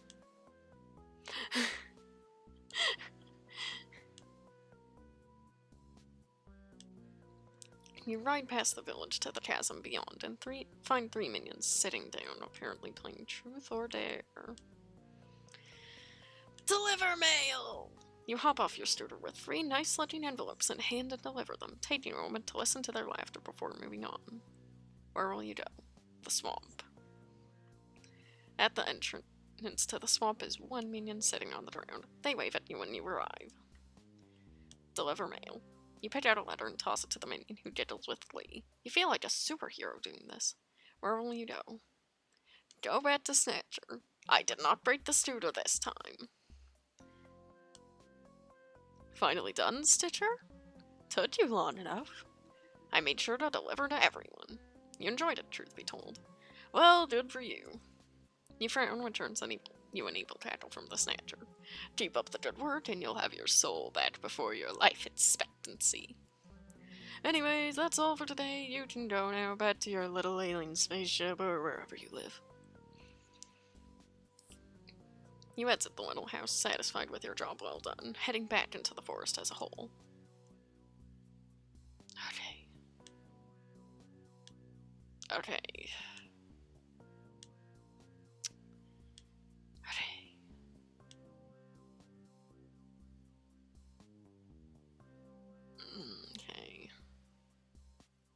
Snow.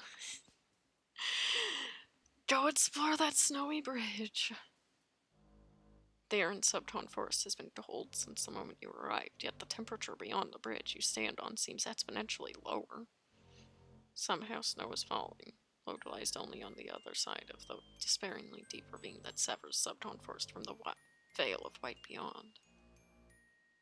One look over the edge of the fallen bridge tell you a fall would be perilous and that your meter insurance probably won't cover injuries sustained by mysterious creatures in the depth of a haunted ravine.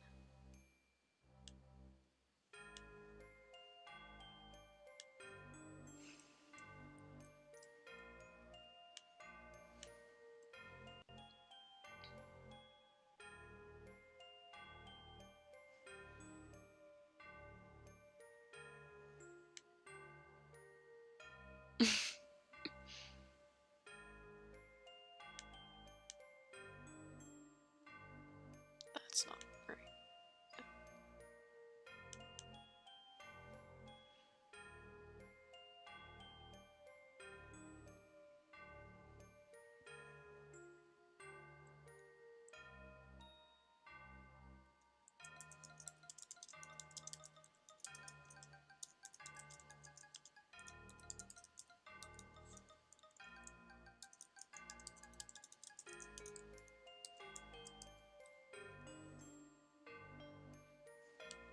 Okay.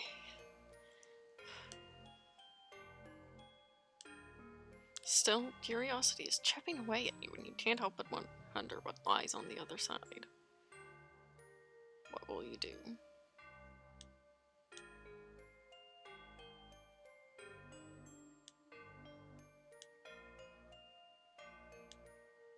Made to leap. With a bit of hesitation, you back up to the start of the bridge, digging your heels into the ice-covered stones to get as much traction as you can on the slippery surface. Then you run. Fast. Faster than you've probably run in your whole life, even before jumping off the edge and soaring across the gap. The wind feels so nice against your skin. Far better than the stone platform did when you botched your landing and slammed into the ground. Oof, ouch, your insides. That's probably gonna leave a mark. Snatcher's day would be made if he could see you now. You pull yourself to your feet with a defiant huff. No stupid noodle ghost is gonna laugh at you. You're gonna explore this place like a real champ. Totally not gonna die on the job. It's hard to convince yourself you'll be fine when you're freezing, though. This side of Subcon is way colder than you initially thought. You hug yourself as tightly as you possibly can and push forward, squinting through the thick snow to try and make out your surroundings. After a few minutes of trudging through the slush at your feet, the appearance of a small statue makes you freeze in your tracks.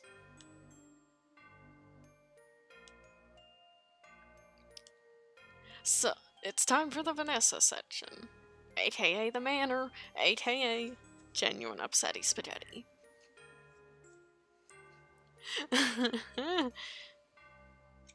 It's completely covered in a thick layer of ice that shimmers almost eerily in the thin beams of moonlight trickling in overhead.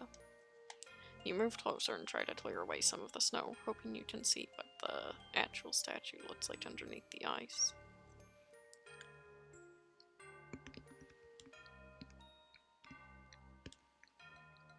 However, the reveal startles you so much that you statter backwards and plant yourself in the snow.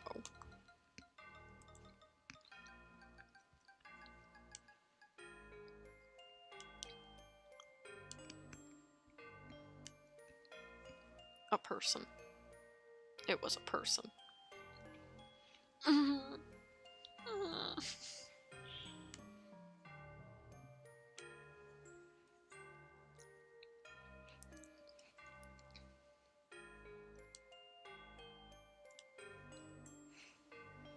Closer inspection shows a worn mask still covering the face of its owner.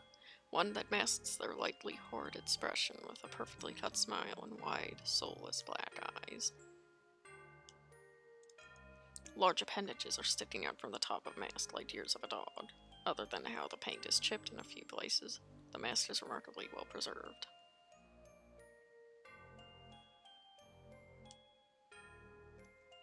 You wish that weren't the case for the person wearing it.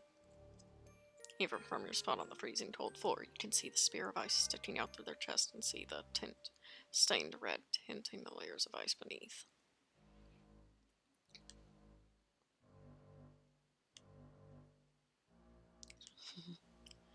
You frantically look around while stumbling over yourself in an attempt to get up, but your surroundings were no more comforting than the statue before you. Several dilapidated buildings loom over your shivering form, creaking and groaning loudly as the wind tears through them. Pillars of ice so sharp you can feel them cut you just by staring puncture the structures tearing through walls and windows, doors, and roofs alike. They're completely skewered and every opening is packed with the spears, leaving no room to enter, and likely no room to escape. A knot is forming in your stomach just by looking at this place. You're getting the distinct feeling you shouldn't have come.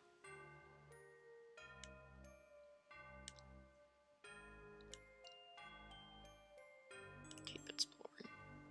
With a bit of effort, you manage to push your trepidation down. You didn't come out here just to get spooked and run. You're no coward.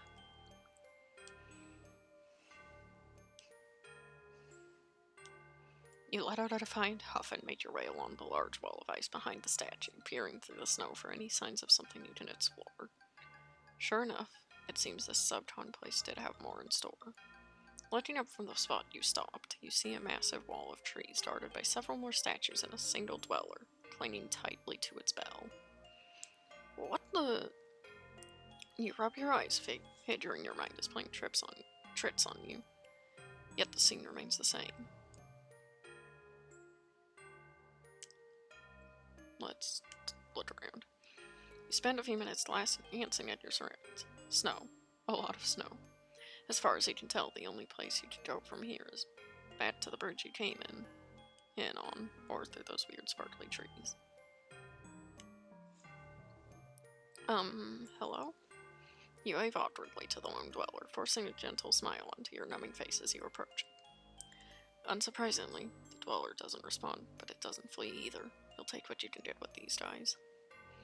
You can see it bobbing more excitedly as the closer you approach it. Almost as if you knew what needed to be done all along, you reach your hand out and gently push its bell. The dweller wiggles in place, shaking the bell a little harder until a bright green orb envelops you. A sizable section of the strange tree formation disappears, granting you access to the path beyond. With a bit of hesitation, you make your way past the dweller and through the hole in the trees. It hasn't even been a whole second since you walked through when you hear the sound of the hole closing up behind you, sealing off your exit and forcing you to go the only direction left available. Forward. Okay, let's do this. You pump your fists up in the air and take off down the path. Unfortunately, you lose your speed the further you go. It's freezing out here. As if you weren't already regretting not wearing warmer clothes today, the weather seems to be getting worse. I could really go for a cup of hot cocoa and hoodies right now.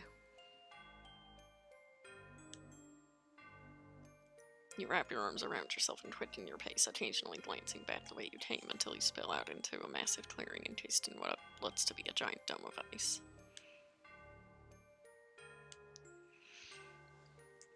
Frozen trees litter the snowscape, catching and reflecting glints of light from the sliver of moonlight filtering into the hole near the top center of the dome. The snow itself seems to be set ablaze by sparkles and shimmers and the iridescent hues put off by the ice. All in all, it's difficult to imagine why such a beautiful place is hidden away so well as this was. That is, until the looming presence of a rotting wooden brick manor blats out the view and demands your full attention. 4 stories tall, surrounded by spikes of ice and blackened by years of decay, stands a manor with an air as ominous as it appears. Something about this place feels horribly haunted, yet your curiosity is only further piqued by the discovery. Moving forward, you stare a bit on the ice, leaving trails in the thin layer of snow over it as you slide across to the other side. Closer inspection of the manor reveals that the lights seem to be on, dim and flickering like candlelight or a fire. Fear. That is all I feel. Fear. The smoke billowing from the chimney suggests the latter. In front of the manor are 2 statues who almost appear to be guarding the snowed-in front door. Even without their heads, you get the distinct feeling they're watching you. It takes whatever willpower you have left to not turn tail and run. How are you gonna try to get inside? Try the front door. Despite your feelings about the statues in the front of the house, you made your way up to the steps, wary of your footing in case they were too slick with ice underneath the snow. You notice that there's a porch off to your right when you get there, though it wraps around the corner and out of your view from there. It looks walled in and is most likely a dead end. You shrug and take hold of the metals of the door's frigid metal handles, hissing at the stain of cold that shoots through your fingertips. No luck. Hello, everyone. Despite your impressive display of strength accumulated from years of doing menial entry-level jobs, the doors do not budge. Shaking the cold from your hands, you turn backwards towards the steps. You turn back towards the steps, rather.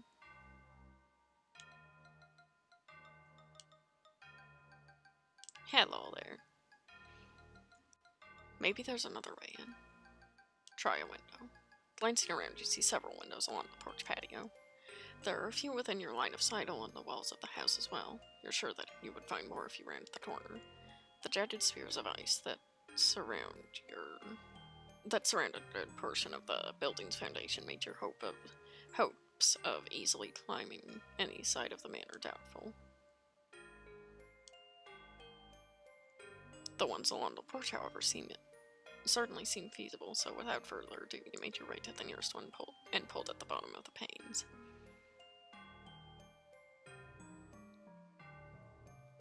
There's a bit of give as you try to open the window, the friction of the panes pulling the ice loose with a sharp crunch. Your efforts are in vain. You try the one beside it, only to get the same result before heading a bit further down the narrow porch and cautiously rounding the bend.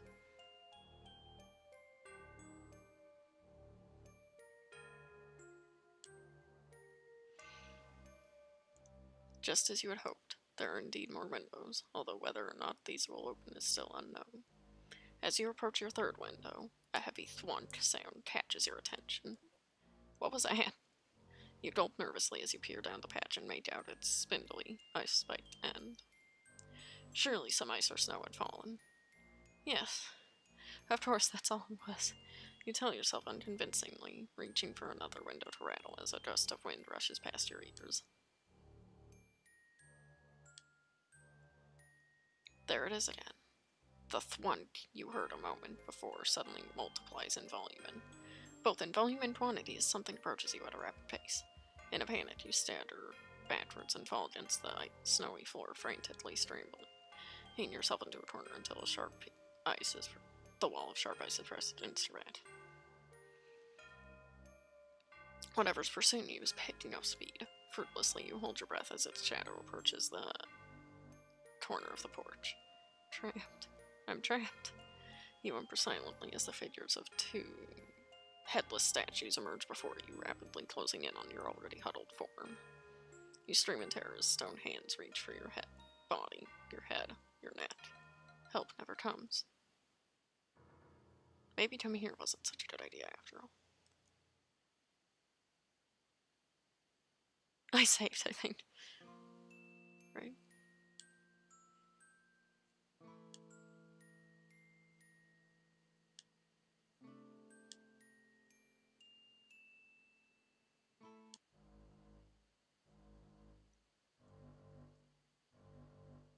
Okay, so window is a no-go. See if there's an entrance in the back. You stare at the statues for a long time, feeling as if they're watching you, even with a lack of eyes.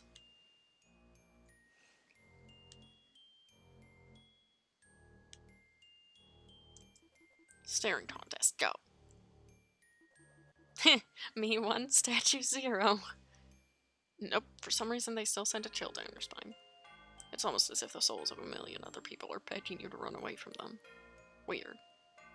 Really though, given your less than hospitable reception in other parts of the forest, something tells you that you won't be welcomed with open arms by just going through the front door. After giving the statues one last glance, you walk towards the side of the house, making sure to give the ice spires wide berth, lest you cut yourself on one walking past.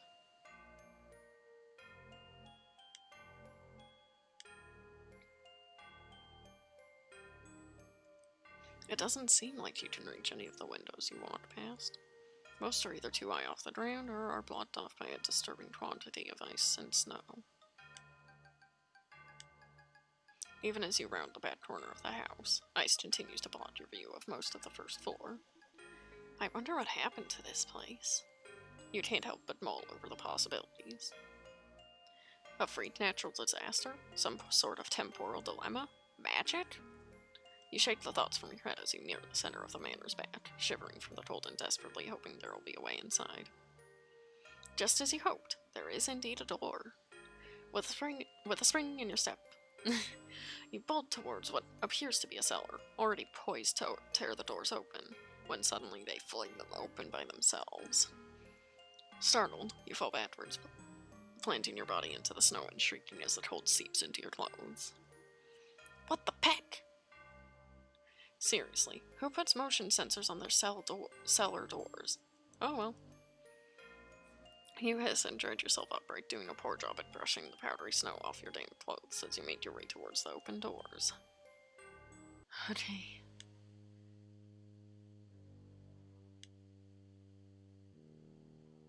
Upsetty spaghetti time. It's frighteningly dark inside. You can just barely make out the glint of something reflective and sharp lining the walls of the stairs. Probably more ice, or maybe it's something else. You stop at the top of the steps and squint at the edge of darkness. With all the poise and grace of a spider on roller skates, you pull yourself to your feet and slip on the top step, immediately sending yourself down the stairs into the darkness below. Only the sound of the wind and your many uttered curses accompany your descent before you land hard on what feels like stone flooring.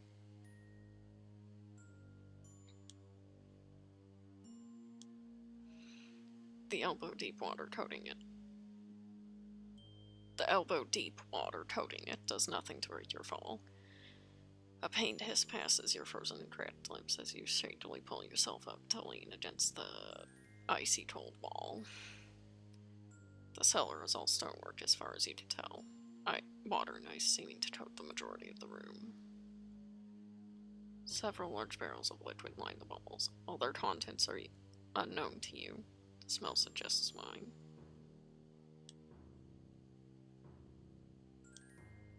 You shiver as you make your way along the wall, jumping as your fingertips brush against chains and shackles, causing them to rattle far louder than you would have liked.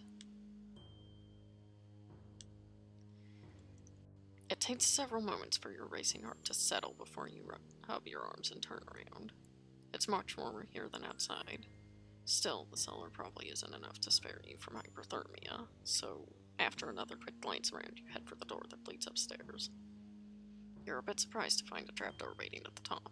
With every ounce of caution you can muster, you slowly open it and peer out into the hall.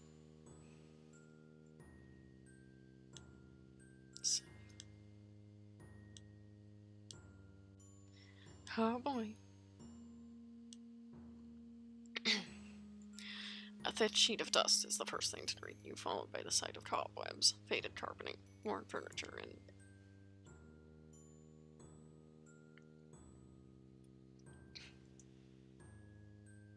clod of wallpaper. A nervous lump forms in your throat as you push the door open enough that you can crawl out. What little hope you have that your eyes might have deceived you dissipates once you stand in the open.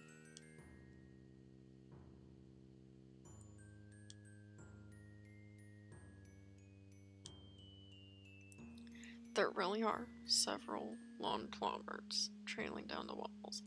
Some are low and clean. Whatever made the markings has already struck fear into your heart. The addition of a frozen body propped up against the wall doesn't soothe that tension at all. Still, you need some time to thaw out before you even attempt to get back to the forest. You might as well look around.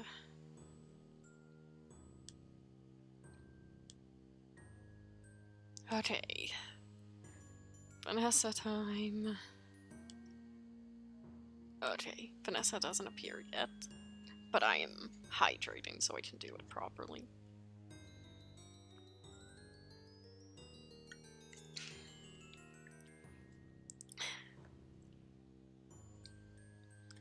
Go through the right door on the right wall.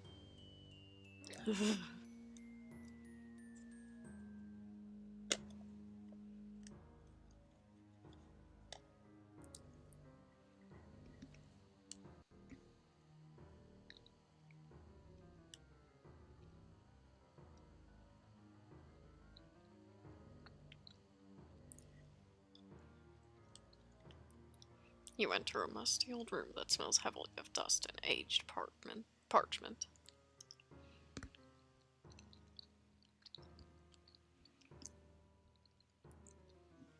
Neither scent surprises you, as the room itself appears to be heavily coated in a layer of the foreigner. A baby grand piano sits in the center of the room, seemingly untouched by time. You repress the urge to tap on the keys, convincing yourself that even should it work, you don't want to accidentally alert whom or whatever may lurk here.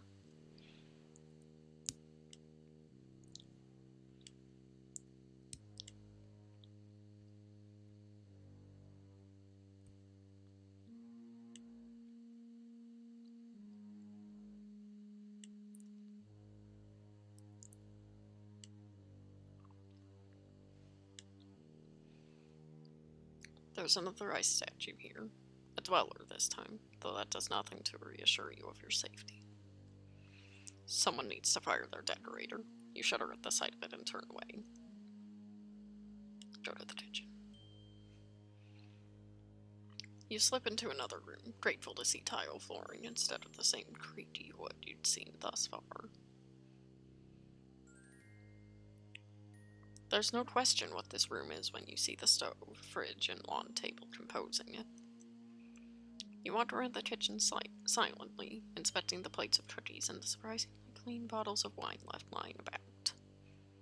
It almost seems as if someone has been here eating and drinking them recently. For all you know, that could be true.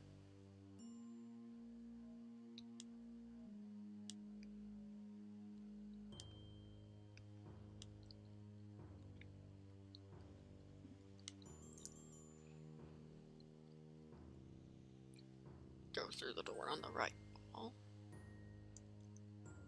No, I've already been there. Go back.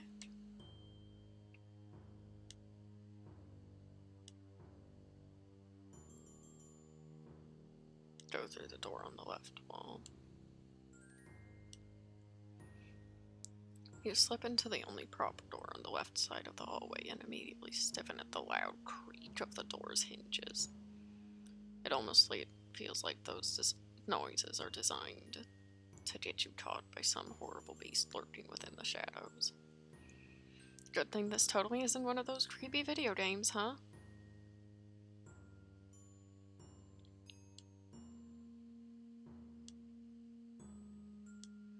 There are two more ice statues in here, one of a towering man and another of an older gentleman slumped over the counter of a bar. Greetings, gentlemen. Frightful weather we're having today, wouldn't you say? Unsurprisingly, you receive no response. Rude. Aside from the bar, inside this room is a dartboard, a pool table, and another set of doors that lead to a stairwell. As far as you can tell, this is some sort of recreational space, though it's apparently gone long unused given how it's covered in dust.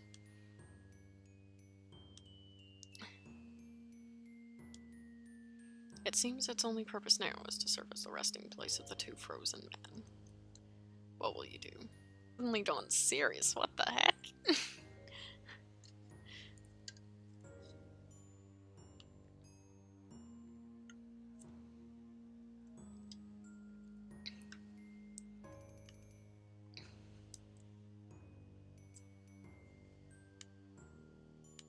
Okay.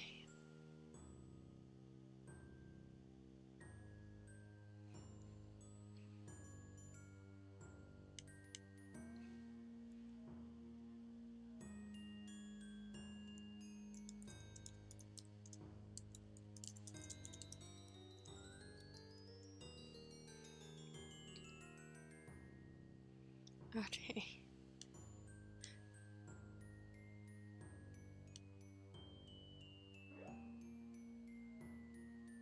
Come on, Discord.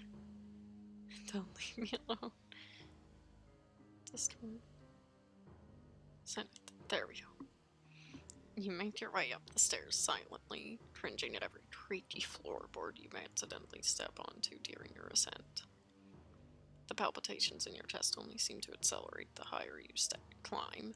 For a moment, you contemplate turning back, but your sense of daring keeps you planted firmly in place. Or maybe that's called stupidity.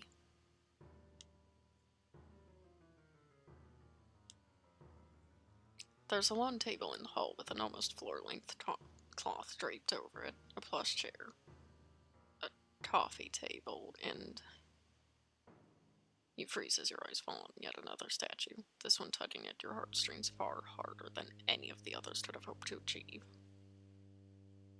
Sitting beside a table, encased entirely in ice, is what looks to be some kind of cat. The poor thing was crying out in its last moments, its unfortunate expression perfectly preserved for eternity in its frigid shell. As bad as you feel, there isn't really anything you can do to help it.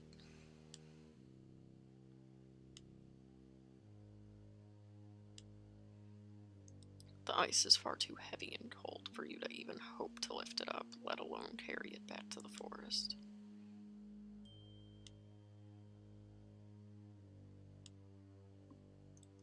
All you can do right now is continue to explore. You're in the second floor hallway, where will you go? Go through the door on the right.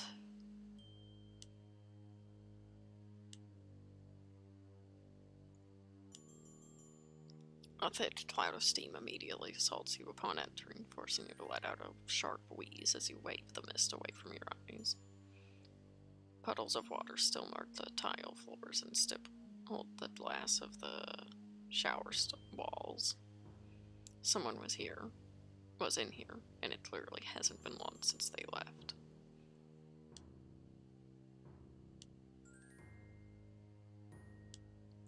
You gulp and glance around through the steam for any signs of who or what you might be up against. As far as you can tell, though, there's nothing there. Fantastic. You whisper harshly, cutting your sharp, sarcastic remark off when you notice something scribbled on the wall in red. My prince has gone. Something akin to a stick figure with a cookie for a head sits smudged beneath the oozing writing on the fogged mirror. Yikes.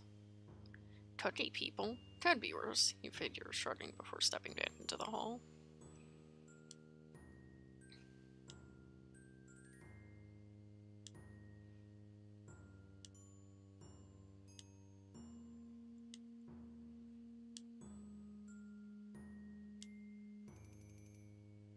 Okay. Go through the door on the left. You open the door hesitantly, closing it behind you with a low creak as you glance around. It's a bedroom. That much you could tell at first glance. A large queen-sized bed with a canopy and velvet sheets take up most of your view of the room. Beside it is a wardrobe, cracked and showing its age in the way it's missing its handle and how the door can barely shut.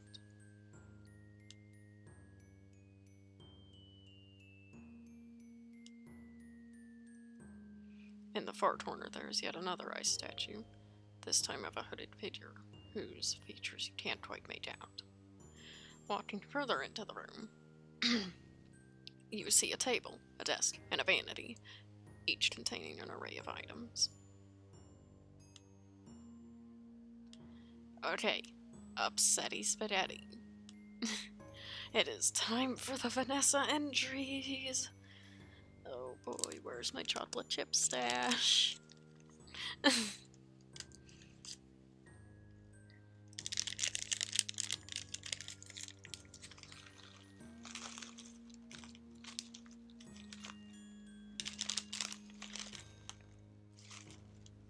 we go.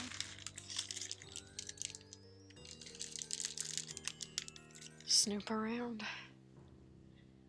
Let's get the big bad wolf out of the way and investigate table.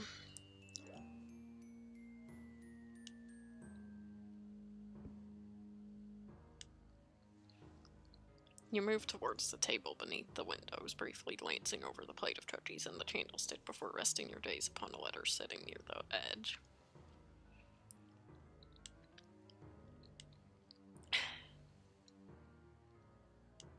Read the letter.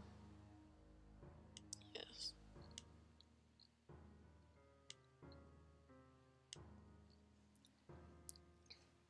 Hydration time.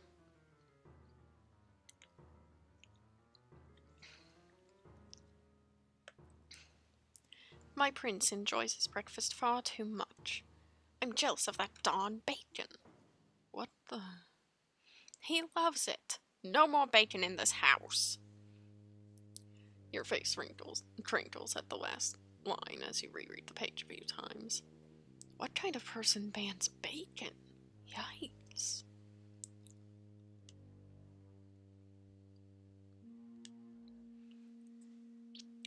Just from the page alone, you can tell something is amiss.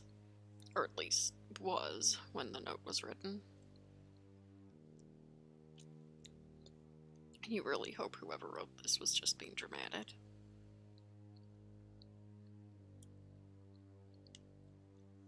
Investigate desk. You move to the desk, noting the lit candle with both fear and awe.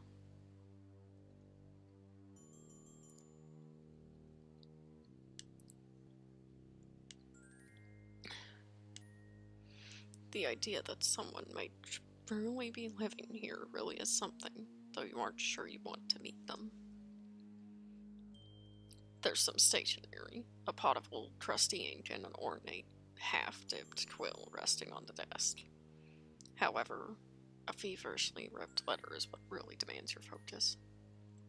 Read the letter. My dearest Vanessa. Ooh. You sit down on the little bench in front of the letter to read with intrigue. It has been many days since I saw you last, but it feels like months. My time at the academy is hard, but I am progressing quickly. There's so much to study when it comes to law, but the library here is well stocked. Got yourself a little nerd, eh, Nessie? You teased widely before moving to the next page, momentarily ignoring the fact that a large portion of the bottom is missing.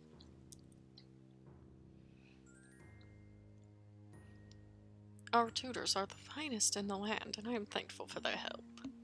I have been attending study with one, an experienced practitioner of law by the name of Lady. The letter ends there.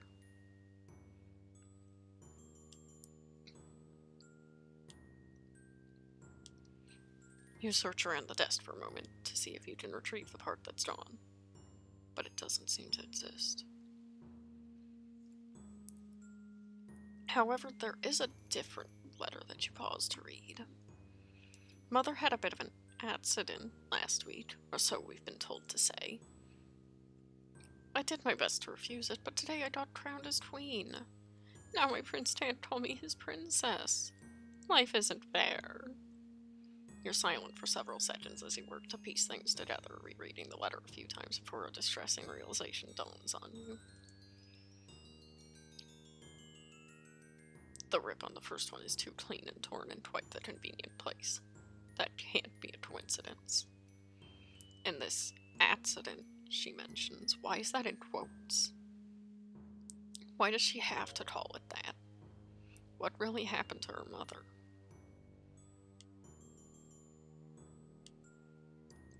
And more worryingly, why is her only concern the fact that she can't be told princess? You grimace as you set the sheets of parchment back down, many thoughts rolling through your head. Okay. Investigate the vanity.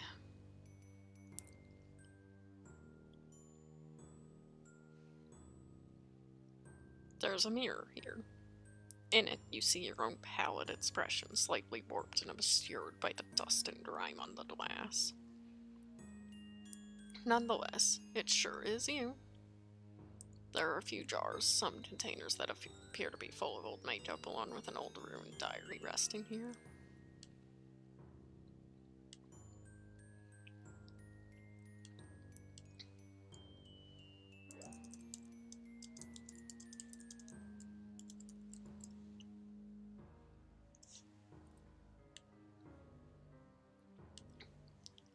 Read the diary.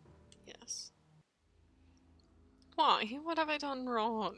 In his letter he talks about her, a tutor. He says he loves me, but she sees him. I did letters and she gets his time. He is mine. Once his studies are finished, I will have him back. You looked the entry over again, cringing at how overly possessive this lady seems. Continue reading. Yes. He's coming back. Just one weekend. A short holiday from her. I will convince him to stay.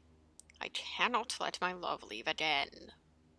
You can think of a lot of words to describe the lady who wrote this. Out of all of them, melodramatic seems the kindest. As if warning bells weren't already sounding off inside your head, you notice that several entries were hastily ripped out. Deep splotches of reddish brown stipple the pages that remain. My prince has returned home. However, his arrival was not announced to me. So when I went to the village for some fresh air, I didn't expect to find him. Especially not with her. The ink was incredibly smudged here, likely from the force used to repeatedly underline her.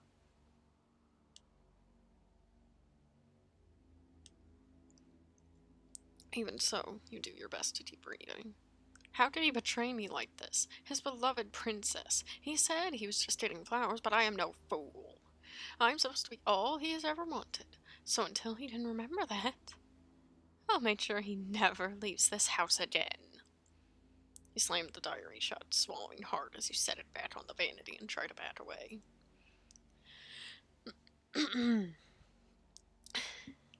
Suddenly, the clattering of something falling to the floor makes you freeze. When you set the book down, a large key looks to have dropped from the underside of the vanity, now resting on the hardwood floor. You pick it up and grip it tightly as you stare back down at the diary. This lady is on a whole other level of crazy. You really shouldn't stay here.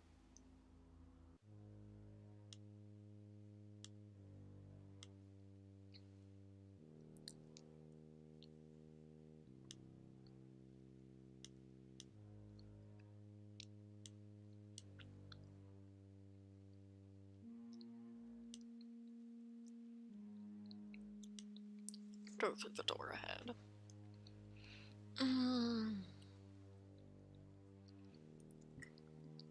A wave of discomfort washes over you as you enter this room. No part of this house you've been in, and yet has ever given you the impression that someone younger than yourself might have lived here at one point. Looking at the model train set, the giant bear plush, and the large crib that adorned this room, though, it's incomprehensible to assume this space was for anyone other than a child. Unlike many of the other rooms, this room seems cleaner. There are fewer tears in the wallpaper, less dust on the toys and furniture. Even the air itself feels easier to breathe. Yet there's something about this space that haunts you.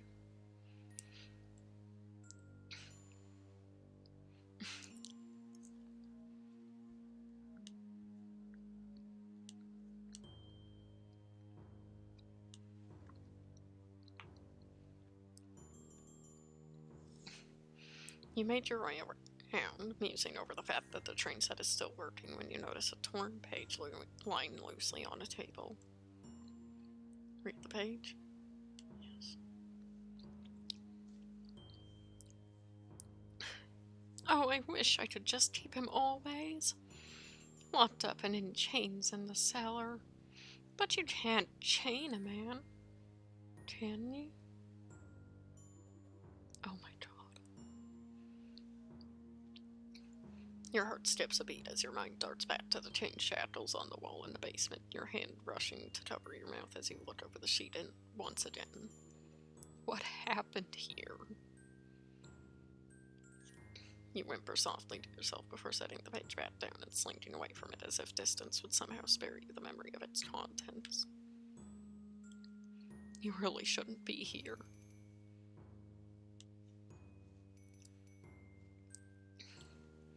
Walk down the hall.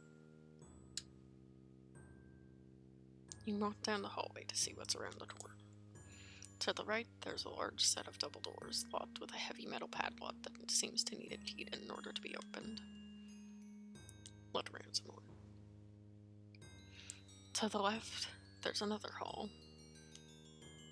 It doesn't seem to contain much. Some paintings, an empty chest, another ice statue cryptically posed in front of a window, some old bookshelves, and a small table with a letter on it. Read the letter. Yes. I'm sorry about your hair, my prince. I just wanted our lights to match. And color. And curl. You look wonderful.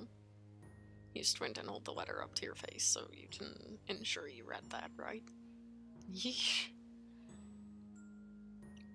You could maybe understand the appeal of matching hairstyles with the babe, but this? Nuh-uh.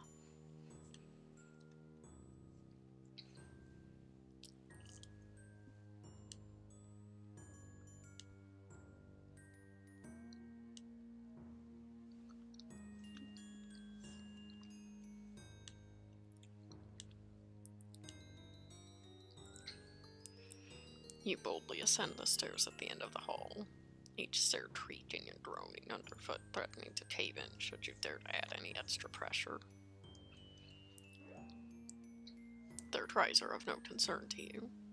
What truly holds your attention captive is the array of newspapers plastered thickly onto every otherwise empty wall.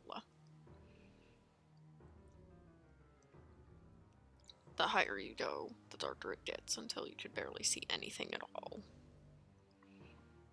You silently curse to yourself each time the tip of your foot hits the lip of a step. Why the heck is it so dark in here? After a few more trepid steps, you gingerly poke your foot hood out to make sure there are no longer any more stairs in front of you. Once you're sure there are none, your hands grasp the closest wall, beginning to feel around. Please tell me there's a light switch somewhere around here.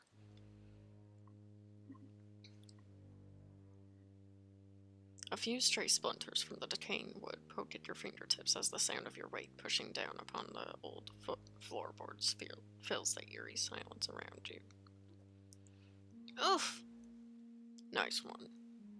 You suck air in through your teeth and rub the shin that you banged, feeling around the barely visible silhouette of whatever you hit. You prod at what seems to be a drawer of sorts. A long and tired sigh escapes your lips and tears through the thick, frigid air in front of you. A moment later, your hands brush past your pockets when the realization hits you. You could have been using your phone this whole time. You facepalm and dig into your pockets, pulling out your phone and turning the flashlight on. Oh boy. Oh god. Admittedly, it's not much, but at least it's something. You look behind you, ahead of you, to your left side and to your right, almost immediately wishing you hadn't. Each wall is crudely decorated with even more old and tattered newspaper and messy graffiti. Rude. The newspapers, along with the pictures on them, are too aged and illegible to make out clearly, no matter how hard you squint. The sight alone makes your skin crawl. Whoever owns this manor definitely needs to look into putting the place through some renovation. There's a door on the right wall and an open door frame on the right. Or left. Or left? Yes, left. Making sure I didn't read it wrong.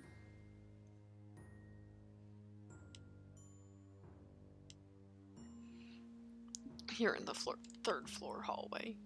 Where will you go? You take a deep breath. Here goes nothing. With a steady hand, you take a hold of the loose knob and twist. Both the hinges and the door squeak in protest as it opened.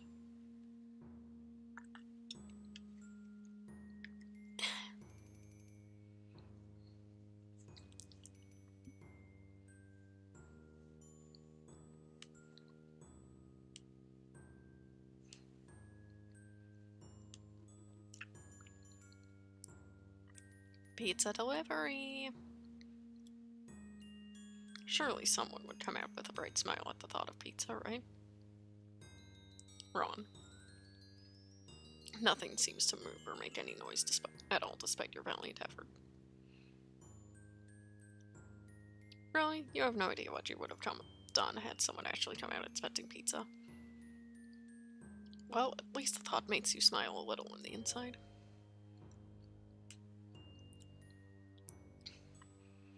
You found yourself in yet another hallway, albeit small compared to the others, with 2 more different doors along the walls. How many rooms does this manor have? From the looks of it, quite a lot. You guess you're better get open. The east door. You enter yet another musty old room and cough as your entrance stirs up the long, undisturbed dust that had gathered along the walls. This room is fairly large in size, with numerous windows illuminating its barren features. Along one of the shorter walls are 2 identical bookcases, each lined with several books of varying thicknesses and of an array of topics. Law, botany, astronomy, folk tales, fairy tales, and tomes in languages you couldn't even hope to comprehend are for some reason mingled among the dusty shelves. Is there anything here at all I can read? There aren't even any pictures. As usual for this place, the walls are covered in thick layers of newspaper rotted from age. You're starting to notice a very unnerving theme with this manor. North door. You enter the door closest to you and look around. Empty, all except one lone chair on the opposing side of you. From its worn and torn state, you can tell it's seen better days. In all honesty, this entire room has probably seen better days. Toss that in the bin of understatements of the year. There's more writing on the south wall, a longer string of text that makes you pause. My prince loves the moon so much, maybe he should marry it. Then he can give me more attention. More delusional ramblings. Yikes. Through the door frame on the left. Not. Passing through the doorframe, you lift your phone and take a long look around. It's a big room with 4 windows along the south wall. There's a door on the west wall and another open doorframe on the north wall. You take a few light steps forward and stop dead in your tracks when you knock over a pile of tin cans. Oh shoot! Could you be any louder, Stitcher? You can feel the drumming of your heartbeat quicken as the cans roll very loudly in many different directions. You think about cleaning those up, but ultimately decide against it. Surely the owner won't mind a few scattered cans. They did leave them there in the first place, after all. That's just asking for them to be knocked over.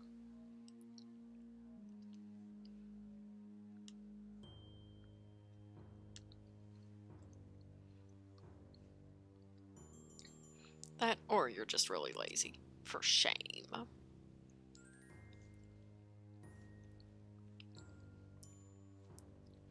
Just as you suspected, there's nothing in here. Well, nothing that isn't already broken, shattered, or in disrepair beyond belief.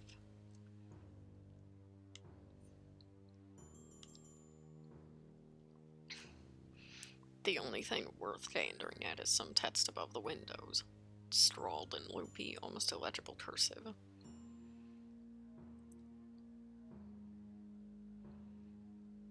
My prince, I'm sorry for what happened to your horse. I just didn't like to see you go. It's alright though. You won't miss it, and neither will I. Something tells you whatever happened to the horse was not an accident. Through the west wall door, you take slow, tentative steps over and around the scattered cans, somehow managing to avoid walking or hitting any that are strewn about the floor. Easy does it. And there goes the floorboard you just walked on. The front half of the aforementioned floorboard caves under your weight as the other half smats your backside, ultimately launching you inside the compact room. You land on your face, of course, sitting there wondering what the heck happened. When you finally get up, you're greeted by a wall. Whoa! You turn to your left ever so slightly and get an eyeful of a massive glowing red eye if it's the wall like a decoration. Not only does it seem completely out of place, but you swear its pupil is following you. Beneath it is more poorly scratched in scribbles. I know it was yet how I said it, I just don't want you to get frustrated. All I asked was for you to never leave this house. You freeze as the last line registers. You can already tell the lady who lived here was whacked. This text is not helping quell your fears. You exit the room and return to the previous one. Through the north door frame. Oh gosh. You shuffle your feet across the wood floors, making your way through the northern door frame. Thankfully, this room is a little less cluttered with stray objects. Instead, houses a plethora of dust, cobwebs, and a few shards of ice and wood.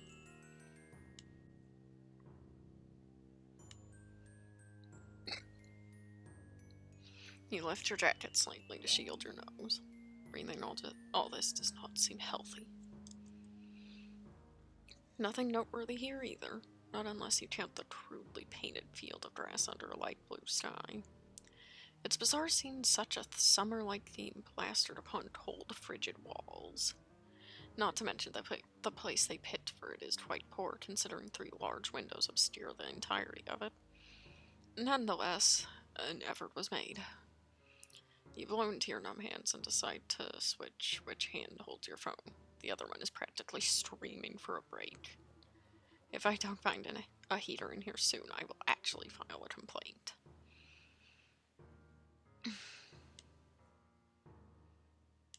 After griping about the cold, which makes you feel slightly better, you notice a door to your left and choose to go through it. You carefully traverse around the crates and over more tin cans, careful this time not to knock any over. The slow-pitched creak of the door welcomes you into a much colder room. It's remarkably a lot less messy than the others, give or take a few cobwebs here and there in the vacant corners. In fact, it seems, dare you say, swept and well kept. You close the door behind you and take a deep breath. The air around you is definitely heavier here, almost as if it's warning you to turn back immediately.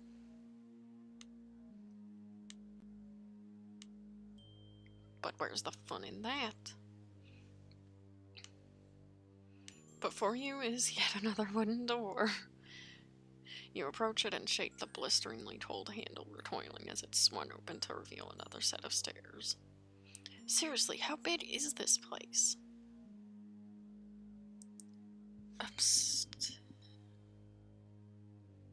No, wait, back to the hallway. Is there anything here? No, there's nothing there.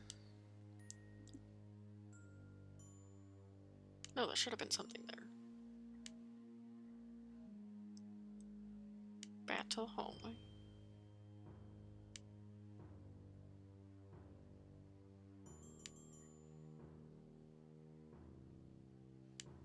Back to the... Why is it not... Back to the... I want to go to the stirred-up door. Okay, fine. Upstairs. You make your way up the steps cautiously, guiding yourself by running your handle on the walls. Another set of double doors awaits you at the top and leaves your heart racing as you reach for them and gradually push them open.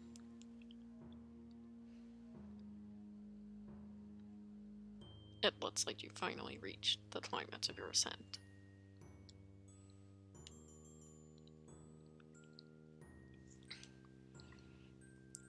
Light spills in from the many misshapen windows encircling the attic you've stepped into, illuminating the particles of dust casually hanging in the air.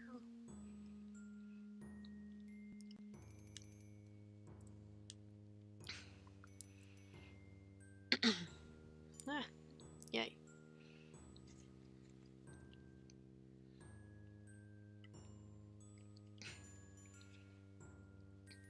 Unlike the floor below, this room's walls seem largely undamaged, though turning around does reveal a rather familiar face painted on the wall.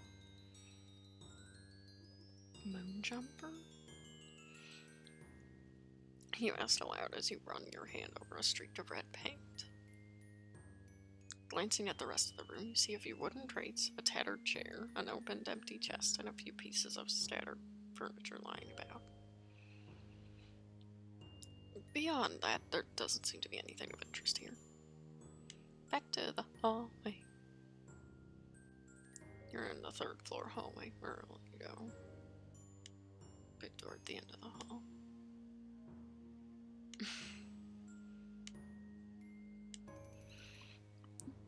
Treading carefully, you make your way down the hall, jumping at the sound of thunder outside and grimacing when the flashes of lightning make the shadows around you dance. You can faintly see the outline of another door at the end of this hall. However, the shadows almost completely conceal it from a distance. You almost wished you hadn't gotten closer.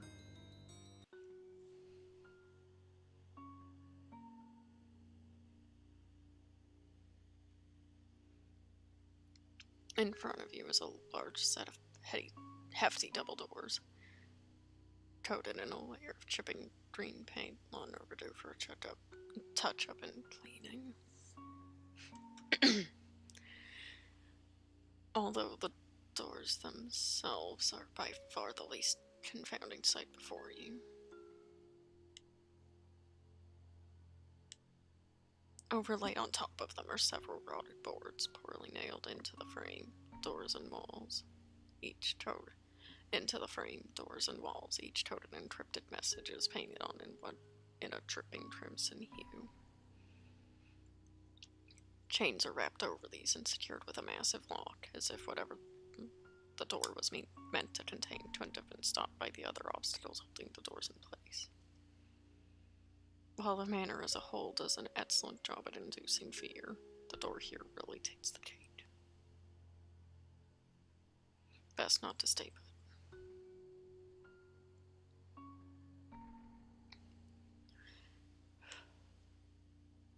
You glance around the area you're in one more time, eyeing the scratchy handwriting and molded newspapers with disgust and fear.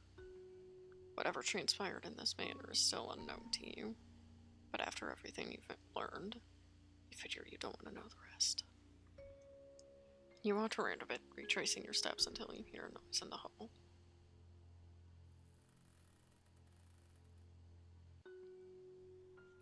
For a moment, you hesitate, holding your breath as you listen to the howling of the wind outside. Thunder rumbles and bursts, shattering the silence and making you jump out of your skin. That's not the sound you heard before. It isn't the storm you're afraid of.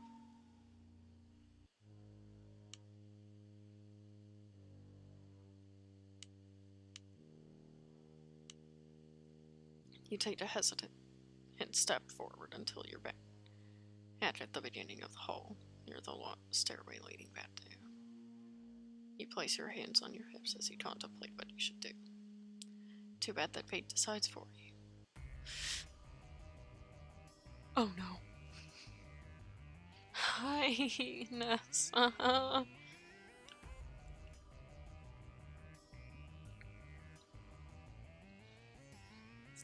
Standing at the opposite opposite end of the hall, eyeing you with a twisted expression made visible only by her burning red eyes, is who you can assume is the lone inhabitant of this manor. Hello?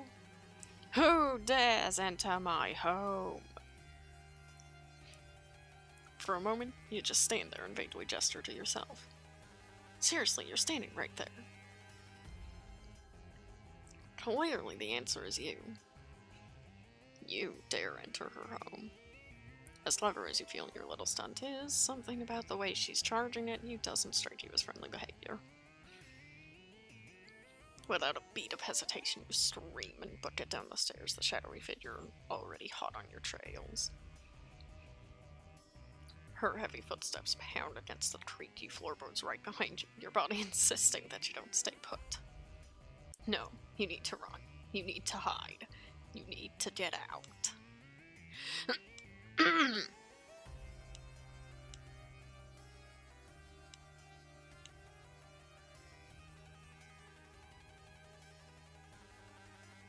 Okay, good. Viral pocket didn't die.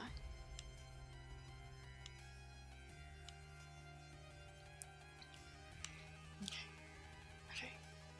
Your eyes are already watering and you can feel it. Who or whatever this lady is, you don't think you can afford to stay too close to her for long.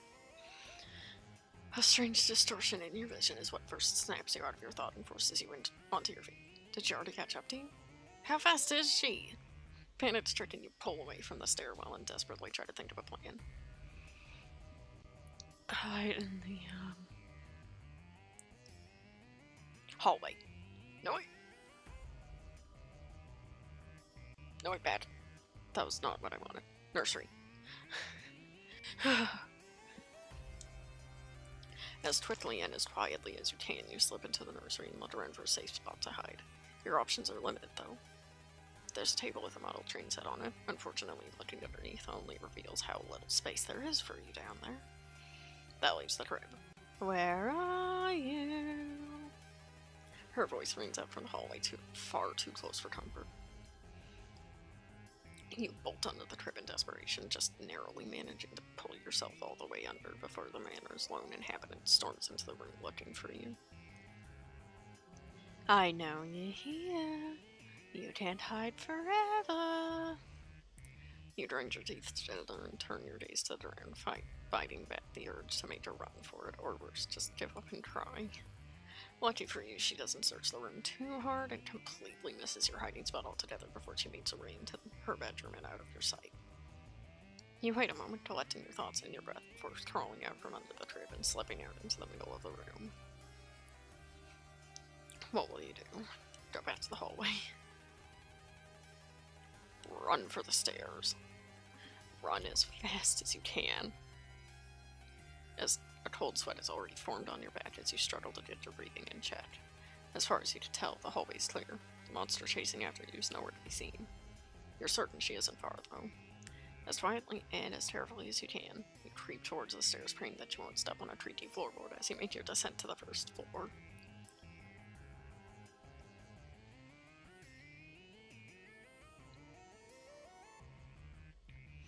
The second you reach the bar, you hear a heavy thud and a shriek overhead, followed by the pattering of footsteps that were already gaining on you. Your breath catches in your throat as you bolt from the room, the candles flickering out as you rush past.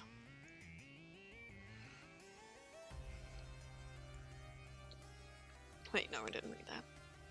She's hot on your heels. You can practically feel her breathing down your neck, but you don't stop.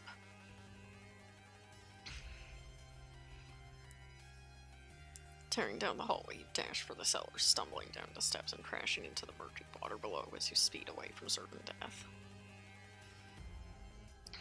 Loud splashes echo right behind you, making your body lurch for the doors to your escape. Dry, frigid air filled with a thick blizzard of snow assault you and push you back, yet you press forward even harder. Like heck, you're staying here with the monster woman. You're on the top step, almost free of the manor, when her gnarled hand wraps around your ankle and jerks you off your feet. Let go! You shriek and struggle as you kick her face and desperately try to pull away. Do you really think you can escape me?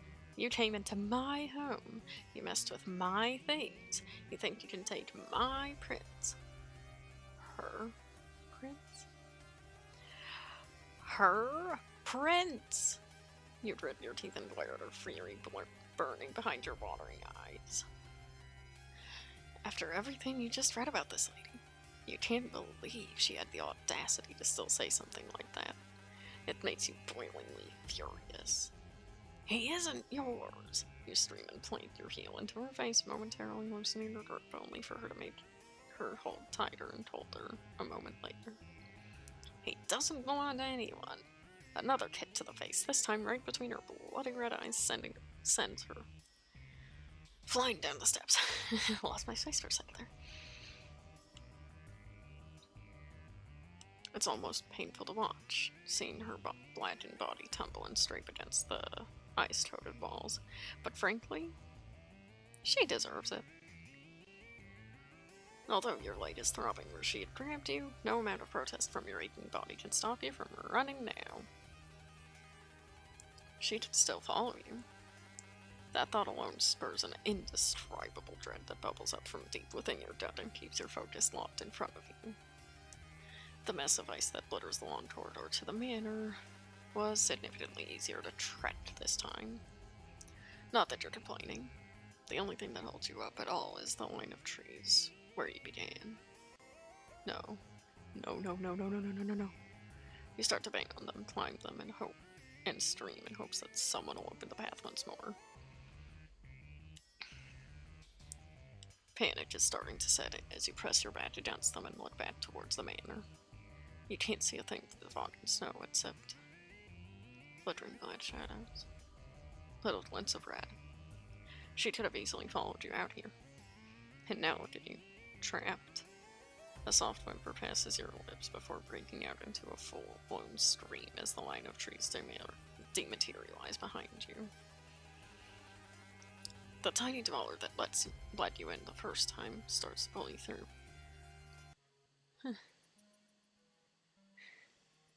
Its unwavering smile is, for once, a relief to see. Too bad it still doesn't seem interested in speaking to you. You're safe. Thank you. You practically weep as you lay beneath it, catching your breath. While it doesn't say anything, the dweller does do a little flip in the air before picking up its bell and resuming its earlier position.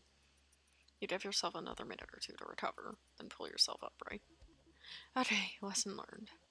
I am not going back there. The dweller shakes ever so slightly, almost as if it's laughing at your remark. Or you. Who can tell? Freezing and exhausted, you make your way back to the bridge and then back out to the forest, grateful that the storm has cleared up a bit in the time you were in the dome. Is there something you want to do? Maybe you should go home for the night. No, I have a moon man to visit. I have a moon boy. I need to go to Moony. I don't care if I'm freezing, cold, and aching. Moon boy. You remember that there's something else you should do before going home for the day. You should go hang out with that moon jumper guy.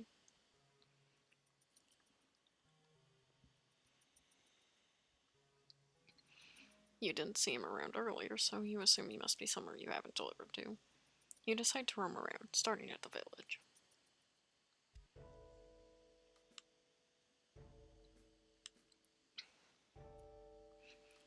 However, once you reach the village, you find that your searching has been cut short as the sound of singing reaches your ears again.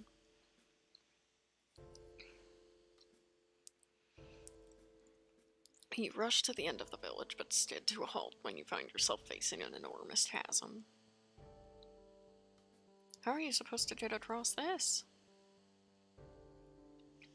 You rub your chin, thinking about how to get across, when you feel your little buddy tug at your hand. Don't worry, I've got this. Boat's back!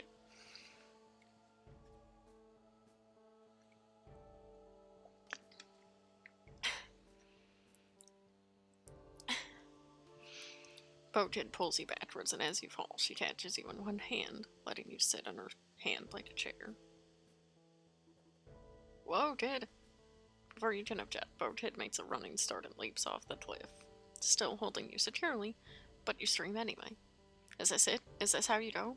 Suddenly you see Boathead point her umbrella at a strange floating hook held aloft in the air by propellers. To your surprise, a hook shot at the end of a chain launches from her umbrella. She swings, taking you from hook to hook without her grip on you ever slipping. Your screams of fear become cheers of excitement by the time you cross the enormous chasm. When she lands and sets you back on your feet, your heart is racing. That was amazing, Boathead. You didn't do that. Just lift up vulnerable people and swing from hooks? Boathead nods at you with a sweet giggle. I'm quite the adventurer. Don't worry, Stitcher. Anywhere I can go, I can take you. As long as you stick with me, you'll be fine. She strikes a pose and you chuckle. Thanks, Boathead. I don't know what I'd do without you. Boathead curtsies and bats away to let you handle the rest.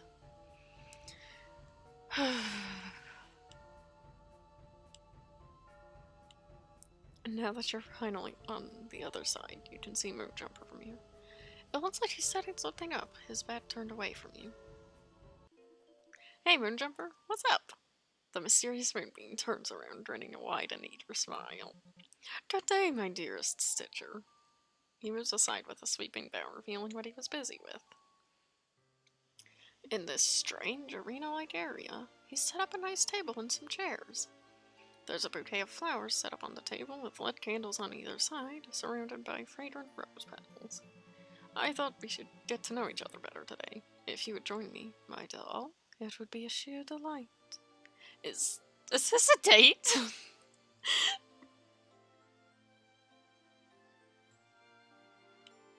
Quit save. No, I'm gonna proper save. Proper save. Okay, let's see how this goes.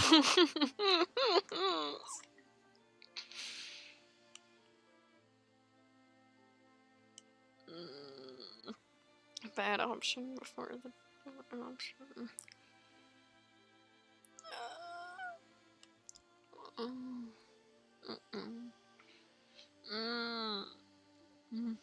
Nope. I can't do it. You definitely weren't expecting this, but what's the harm in it? Moonjumper doesn't seem to be ill-intentioned. Alright, I'll join you. Moonjumper smiles widely and pulls out your chair, which you sit in awkwardly.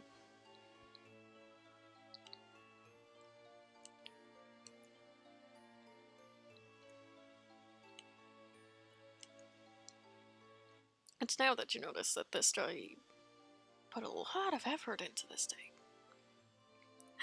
Just Moonjumper.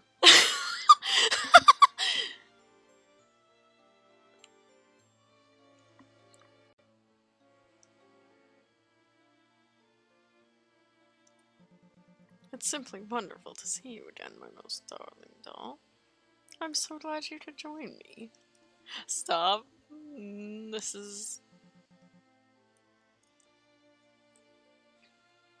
screenshot too.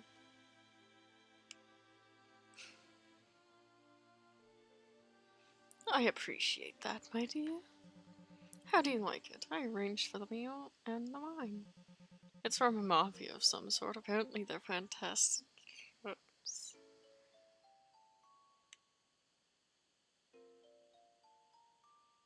No. No. No. Moonjumper gives you a confident, charismatic smile. You look down again at the food offered to you. Is state supposed to be green? Ah, the joys of fine dining on other planets. You never know what you're gonna get.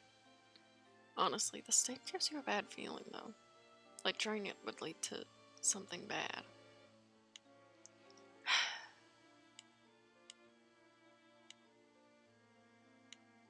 I can't let him down.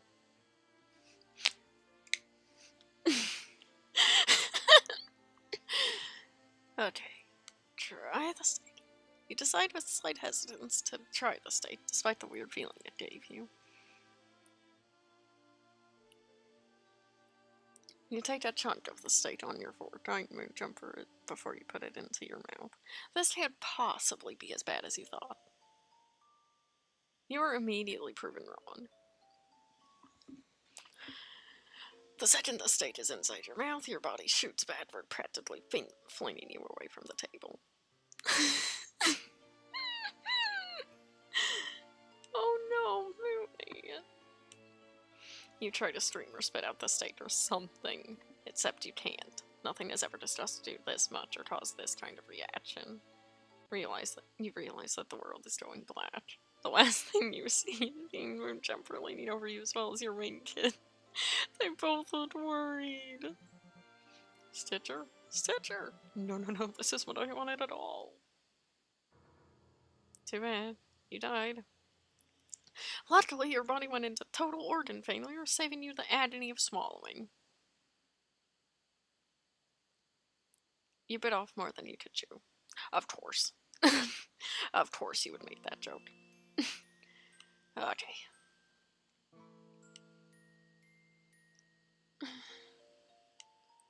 I'm sorry, Moony. You have a really bad feeling about this. It's a feeling that you feel justified in when you glance at your wing kid who shakes her head with a disgusted frown. This is from the Mafia, you said? Moonjumper nods. Let him down as gently as possible. You poked at the stake, then put down your fork. This guy only gets a few minutes to be in the world per day, right? You can't blame him for not knowing that the Mafia lied to him about their cooking. I'm sorry, Moonjumper, but I think you were lied to. Moonjumper looks shocked and confused while your friend nods. What? Are you certain? Yeah, their cooking is actually very lethal. To put it bluntly, this steak is poison. Moonjumper gasps, looking quite upset. You see tears start to form in his eyes. No! I didn't know, I swear. I'm so sorry, Stitcher. Please, I really forgive me. Wait, I'm not mad at you. You desperately attempt to reassure him, reaching across the table to gently touch his hand. Slowly, you place your hand over his. Moonjumper's as tears begin to pour down his face. You hear him start to very softly. No! It was an easy mistake to make. You told me you don't get much time out of the horizon, right? You couldn't have known. Thankfully, your hands seem to help him calm down. The Moonjumper wipes his eyes with his spare hand, although you notice before you lift your hand off his that he's trembling. Really? It's alright? I mean it. It's okay. I'm really not angry with you. You feel bad for him. He seems like a sensitive guy who's trying his best. I really appreciate all the effort you went to, though. I love the candles and the flowers. I see. Thank you, Stitcher. I promise I won't do something so foolish again. I truly won't. Moonjumper withdraws his hand from under yours and gives you a sad smile. I'm afraid I have to go now, my dearest darling doll. But I assure you I will do better next time, my sweet Stitcher. Bye. Wow, that was something. Before you can tell him goodbye or reassure him again, he vanishes in a glitchy pop, leaving you and your wing kid alone. Exhausted after that scary and intense trip into that old manor, you go home. With a whoosh, you teleport up to your ship, wasting no time in heading towards your bedroom and throwing on your pajamas, curling up in bed. All you can think about is what you saw there. What happened to that place? Heck, what happened to that forest in general? The thought of what could have transpired in that mansion makes you feel a little sick. Sleep doesn't come to you easily or gently, and you spend your night wandering through unsettling, uneasy nightmares. Maybe tomorrow won't be so intense. No shush.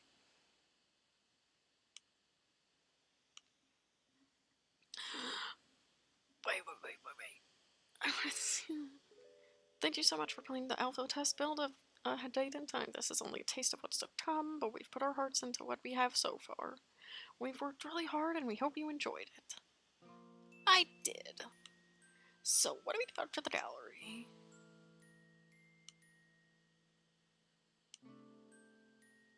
Oh, the little kids. Then you have Mooney. I want to know what those are. Vanessa did nothing wrong. You've made a very bad mistake. Alpha.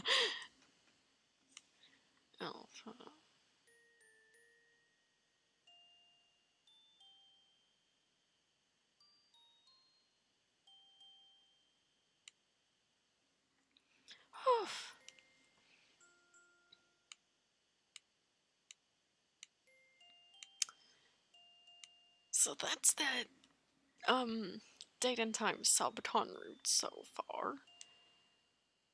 Oh, that was... I enjoyed that.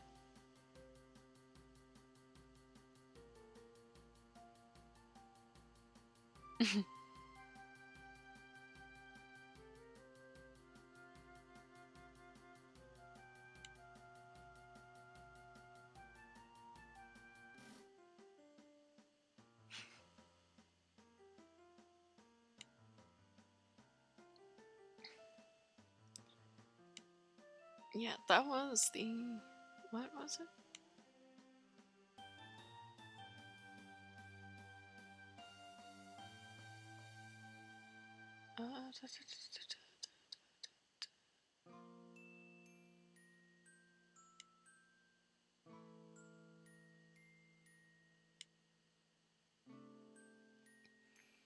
Yeah, but that was that build of A Date and Time.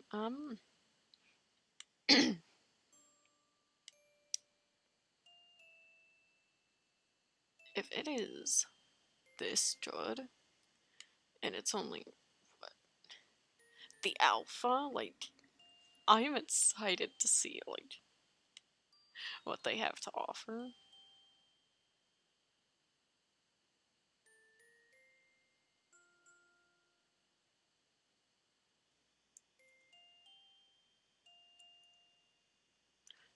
Oh, okay, that's cool.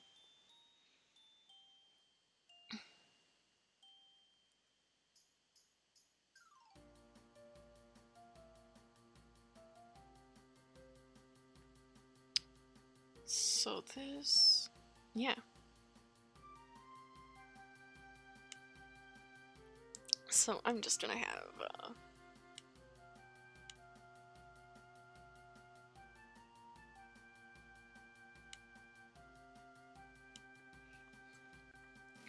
I'm gonna have little Stitcher up here as I give my thoughts. That was fantastic.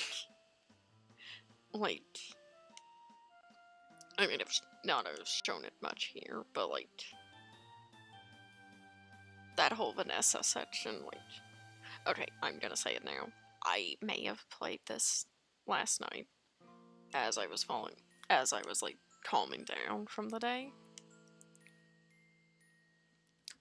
That Vanessa section, the chase set, like the whole investigation section there, phenomenally done.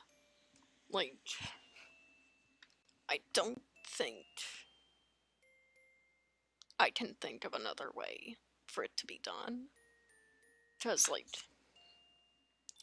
don't mind me just fidgeting with stuff to keep my hands busy.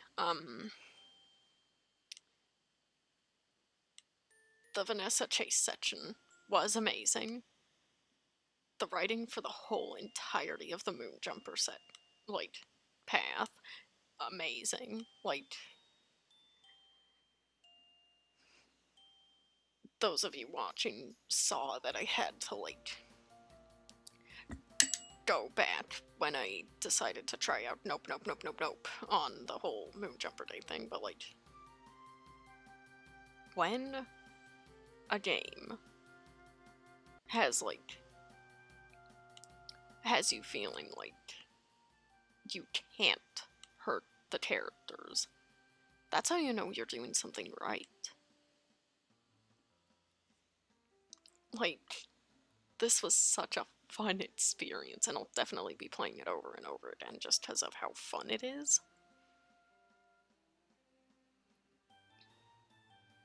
Like, I can't think of any gripes with it, aside from, like, obvious.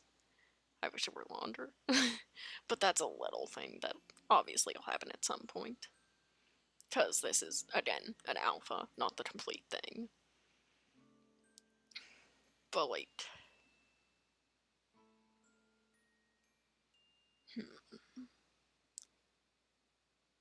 I hope that, like, when the thing is, like, done, like, it's in its final, like, final phase of, like, development, I want to be able to, like, go into that, like,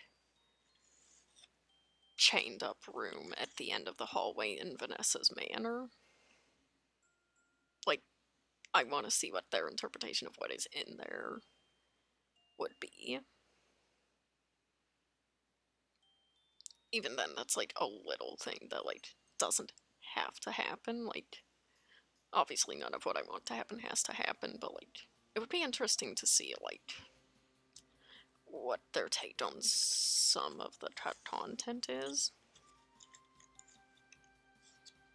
Especially, like, the subcon content, like, that, like, subcon has always been my favorite section of AHIT in time. So it's, like, to see what they would want to do with it would be interesting, like, seeing what their plan is, what they're gonna do, etc. Like, I would love to see, like, because me personally, like, I've always, seen, like,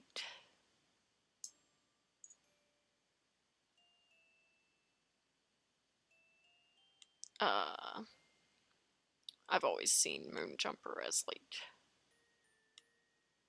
obviously in the original, Mooney was gonna be the prince. And for my AU, Moonjumper is a prince. Like, without saying too much, like, basically Moonjumper, like,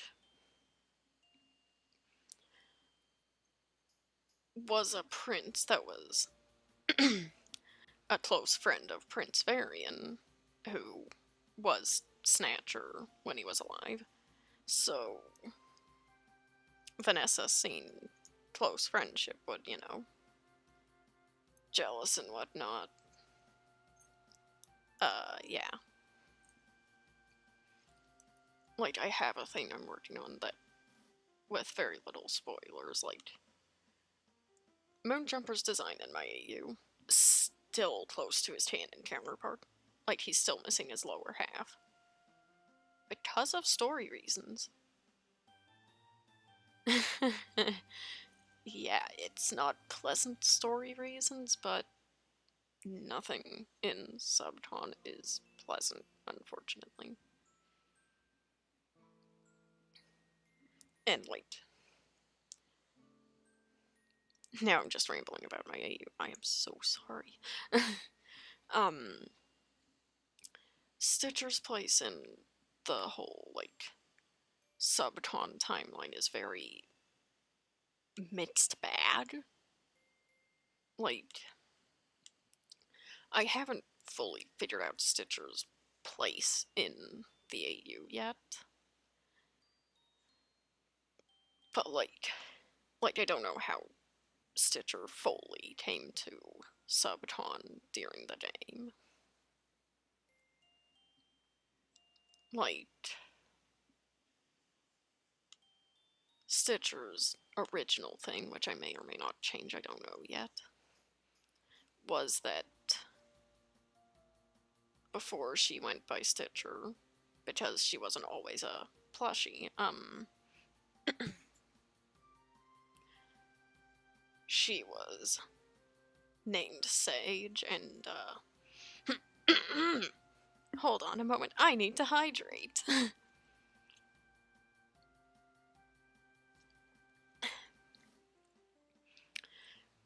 Before she was a plushie, she, was human, and her name was Sage. Like, she was a normal human living a normal life. And because I'm doing more self-fulfillment stuff this year, pardon all the throat clearing, by the way. My voice is just being weird again. Sage and the Prince were close. Like, sibling levels of close. Vanessa seen that out of context.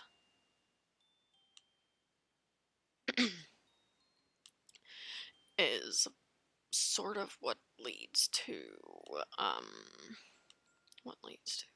Stitcher, or Sage, but going from Sage to Stitcher. I won't exactly say how, because I want to leave that up to interpretation. But I will say that it was not painless in the slightest. Because this is Vanessa, and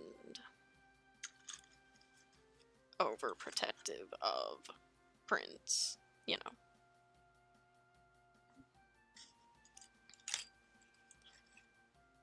And it's like, don't get me wrong, Stitcher has done questionable things, but that's because when she encountered Moonjumper first, when he told her, "Hello there, little doll. I'm trapped in the horizon, but I want to get out. Would you help me?" Stitcher saw that as, oh gosh, he's not able to, like, see his family and friends. I want to help him. And Stitcher, like, before all this, like, Stitcher did not know that Moonjumper and Snatcher had a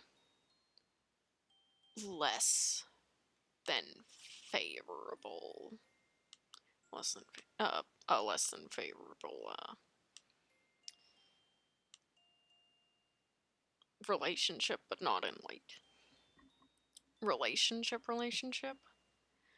like, association version of relationship. Snatcher was typically, is, yeah, is antagonistic towards Moonjumper because he's Snatcher. What do you want from him?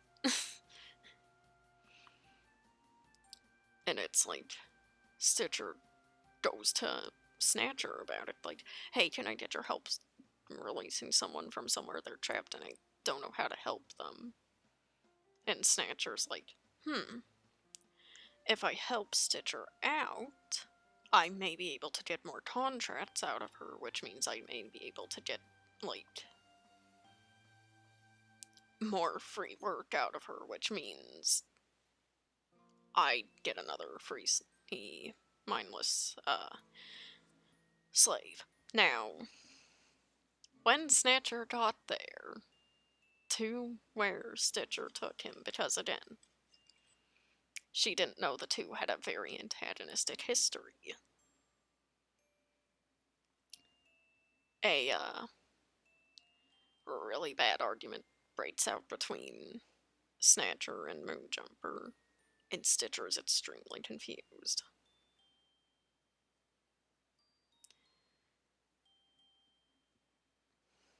Snatcher doesn't explain anything, just warns Moonjumper, like, if I see you anywhere near Stitcher ever again, you're not gonna see the light of day ever again.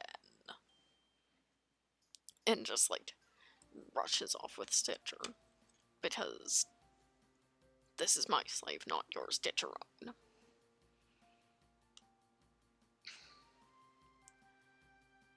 And it's like, obviously, eventually Moonjumper gets out of the horizon, like, that's the main large, like, breaking point, I guess, of the, AU, like, Moonjumper coming back, like,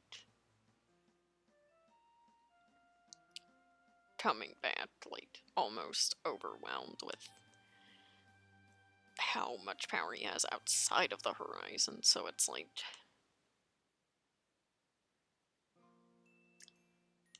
very much so, like,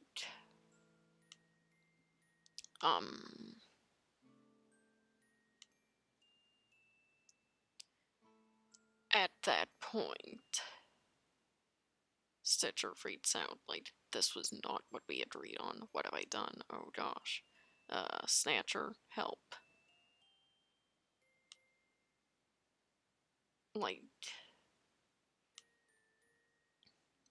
Stitcher helped Moonjumper out because A, it's Moonjumper, he speaks in a very, like, pleasing manner, at least the way I write him, and a bunch of other people too, apparently. He was a lot nicer to her than Snatcher ever was.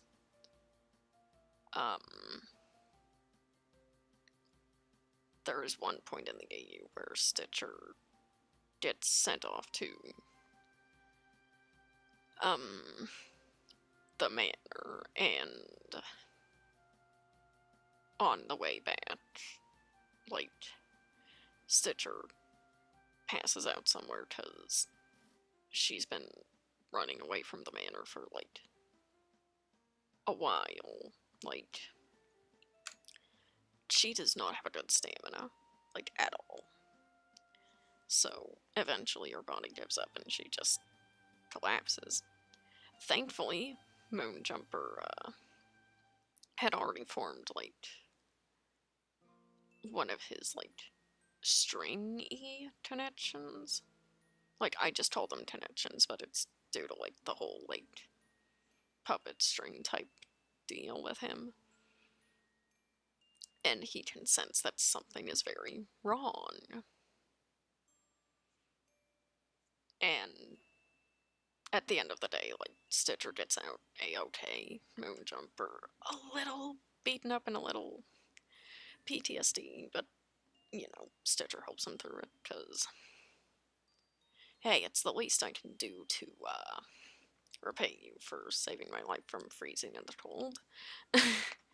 And, yeah, Stitcher's, like, very, very much so, like,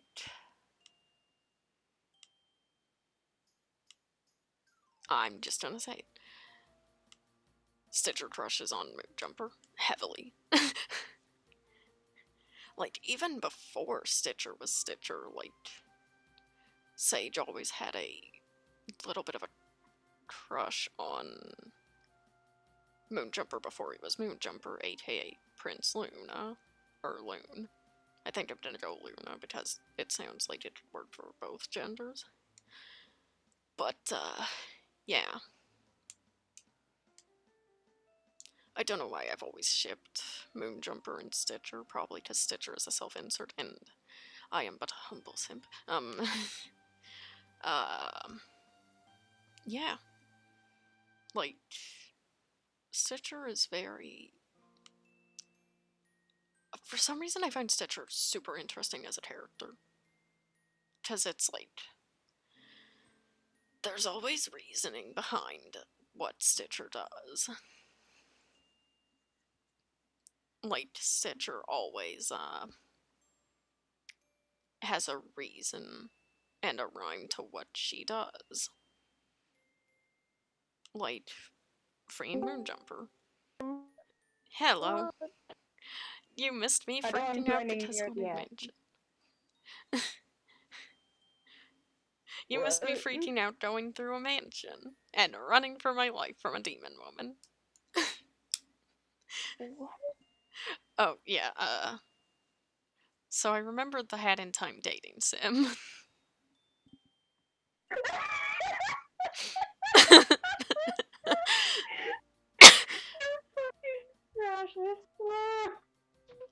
What? You find dating sims for games that don't really have any dating needed, and you're just like, yes, perfect. Can I not simp for I'll Moon simp. Boy?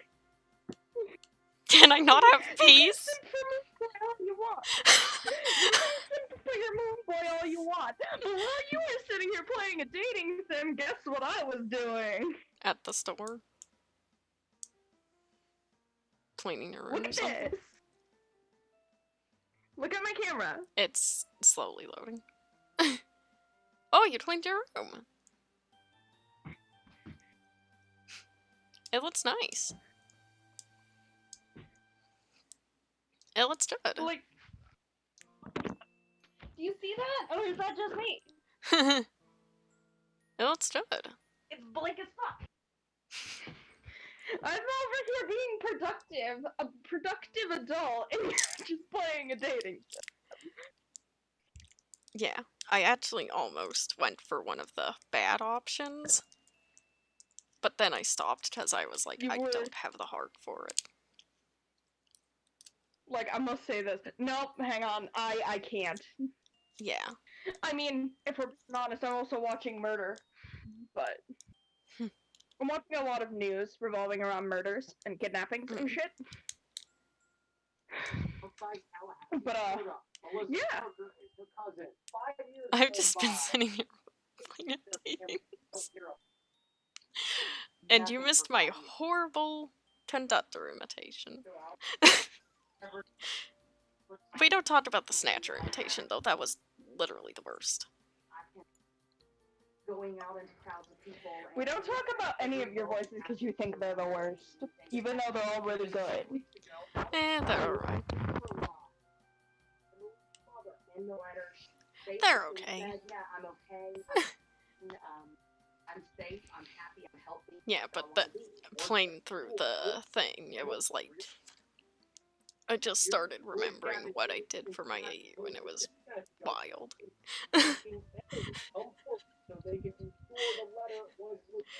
From what I remember, the main motivation so for hard, my wrist actually really fucking hurts. Ooh. I've been working so hard, I think I gave myself carpal tunnel. Take a break then. I will manifest in your home and force you to take a break, I swear.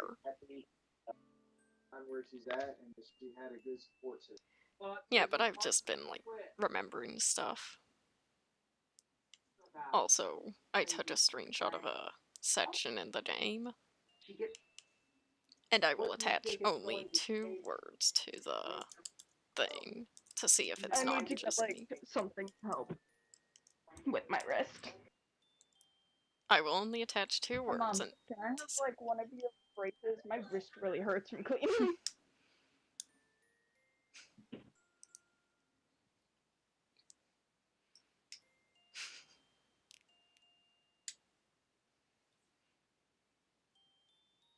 Yeah, but I was just going through and oh boy.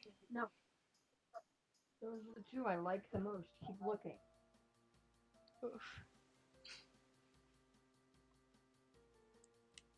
The only ones. I just typing.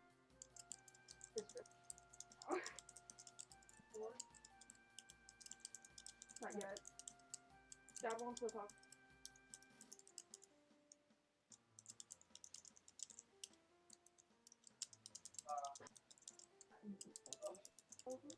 Not inviting me. No, fucking you. Anyway, my wrist hurts. I'm gonna go take a break.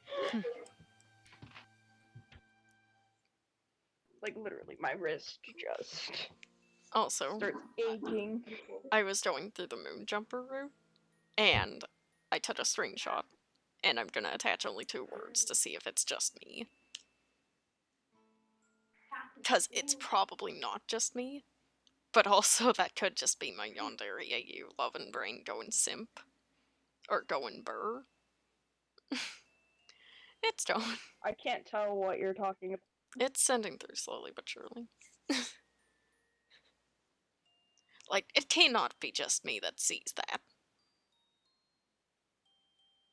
Like, that cannot be just me, right?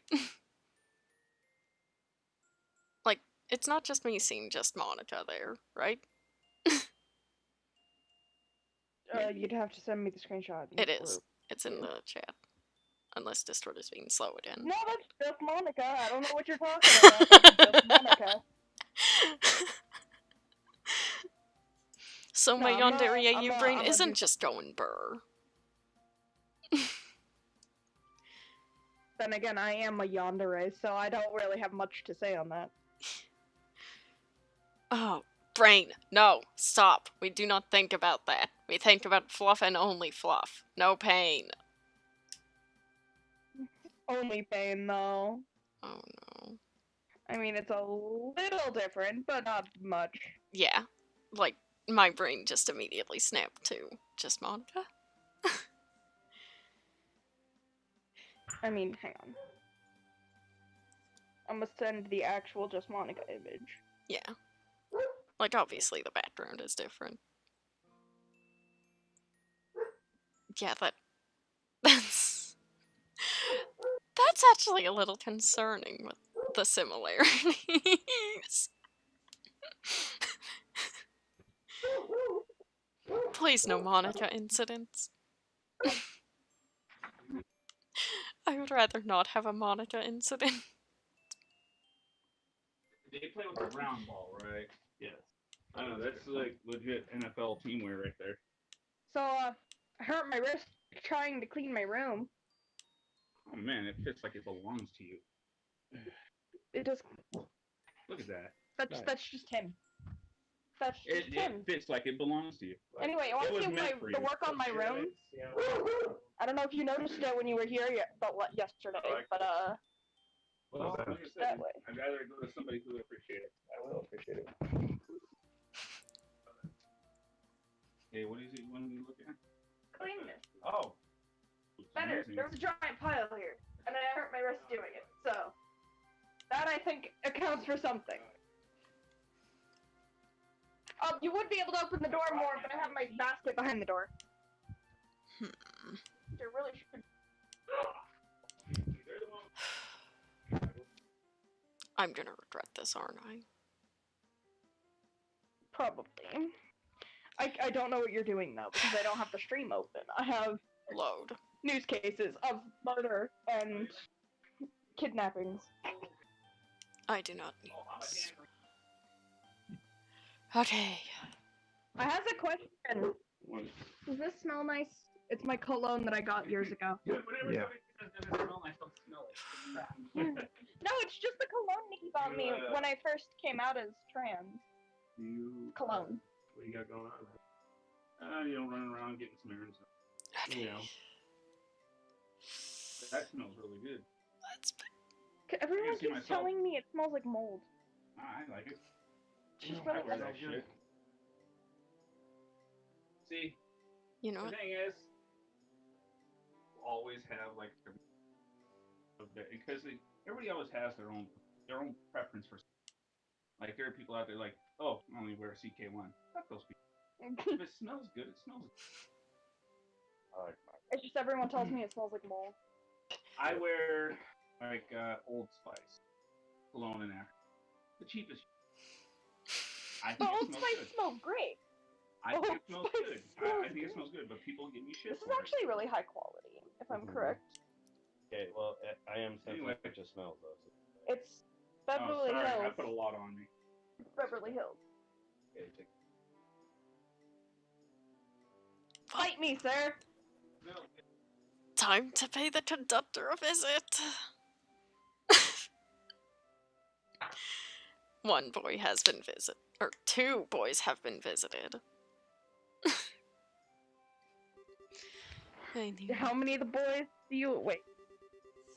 Why do I feel like there's someone behind Moon Boy, or am I just crazy? No, that's just how he looks. Like, I'm looking at that picture,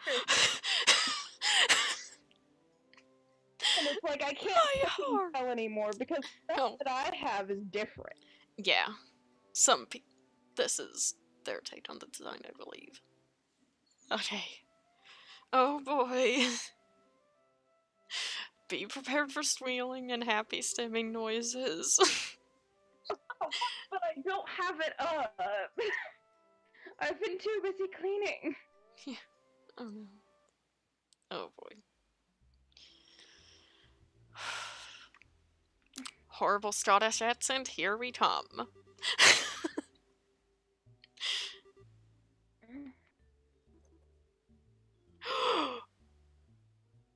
Wait. Oh no. Oh no. I may go a little over because I want to do the conductor now. It should tell me that you're alive. Should. I need to let you lead the way. Lead the way. Come on, be useful, TV. Several owls? They look like owls in hats sitting on benches. One of them is reading a newspaper. I don't even know how many channels I subscribe to anymore. They seem uncaring towards your sudden appearance in the studio. Still in the S. Okay, I've gotten to the G's. Gotten to the H's. My I. heart. J. A.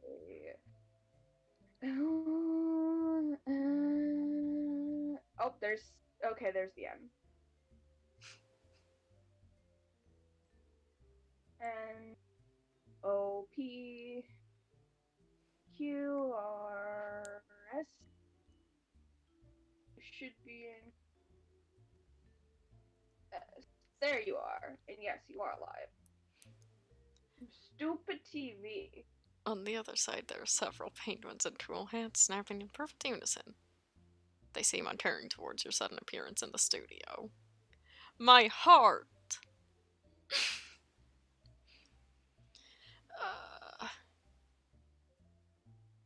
Owls? You seem to be the ones that care. The owls are so fluffy! You simply have to talk to them. Oh my goodness!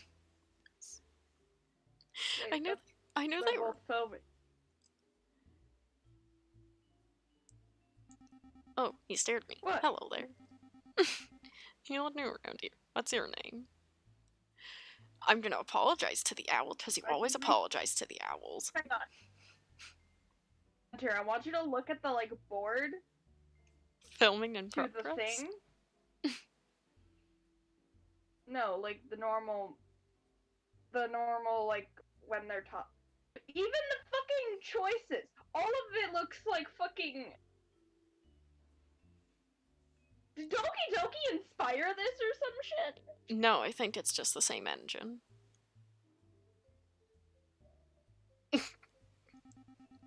I just thought you might. The board at the bottom is similar. I just thought you might be the conductor. Are option- you saying I'm short? I'm no longer sorry.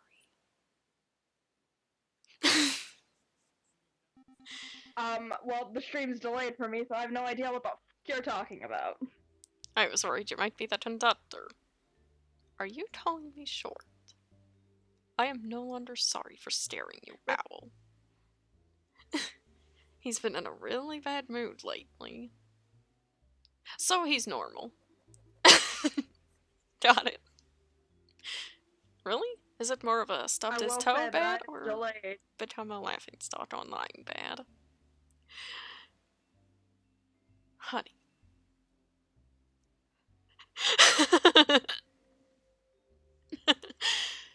What?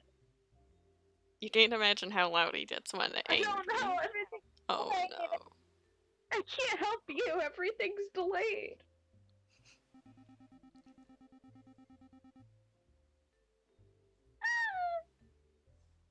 A little more of the latter with a bit Everything's of wanting delayed of for the me. perfect. And a lot of streaming. You thought You get used to it. Eventually. shit's delayed. Oh, goodness.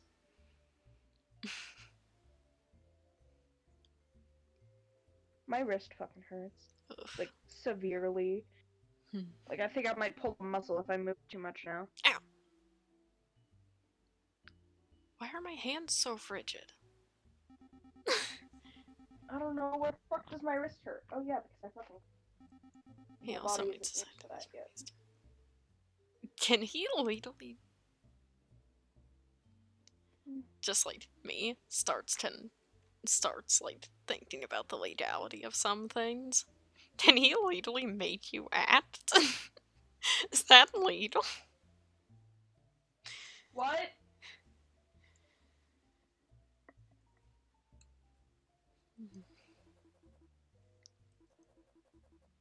Give me a moment. Yes.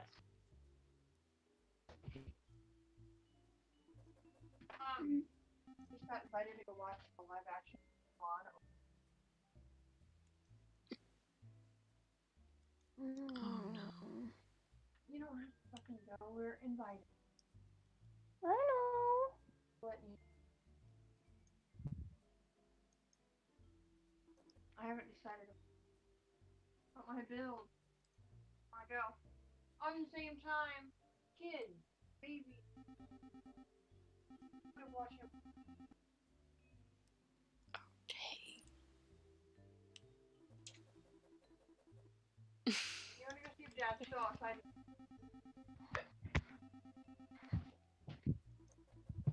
Is the thunder still here? Is the thunder? The thunder wants still. Oh no. We both know that's a lie. Just like, oh yeah, I'll be leaving in a minute. Said the same thing yesterday. Literally stays for an extra hour. He says he'll be in as soon as he's done. He'll be in an hour. Ish. Oh boy. Receptionist? And then when I'm done talking to the receptionist, all hell breaks loose. If this runs similarly to the last build I played.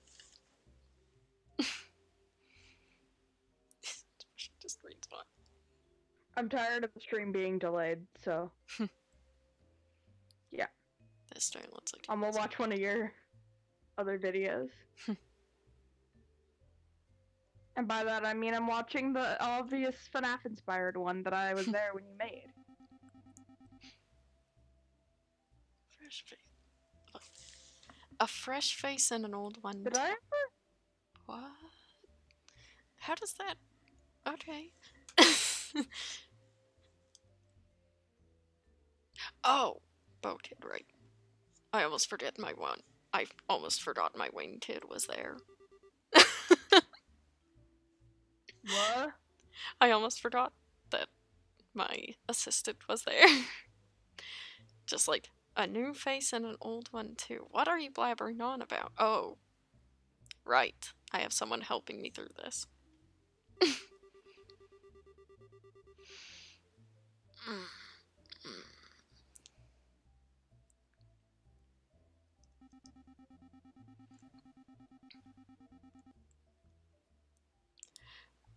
Oh boy. It's like,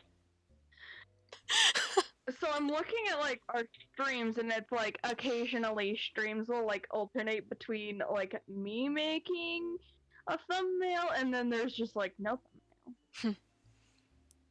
Oh boy. Speaking of hell breaking loose.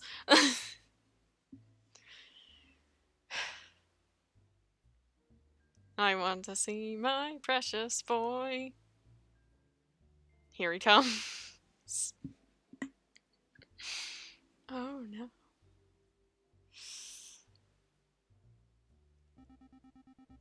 We've got a level 3, everybody. I'd recommend earbuds. It seems like it's gonna last a while. Level 3?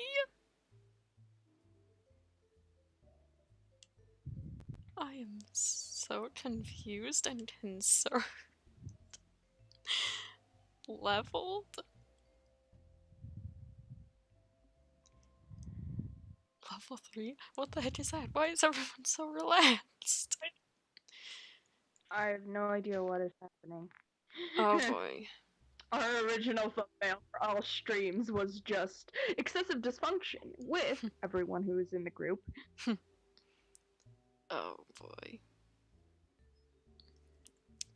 Hydration is important, especially with this upcoming section.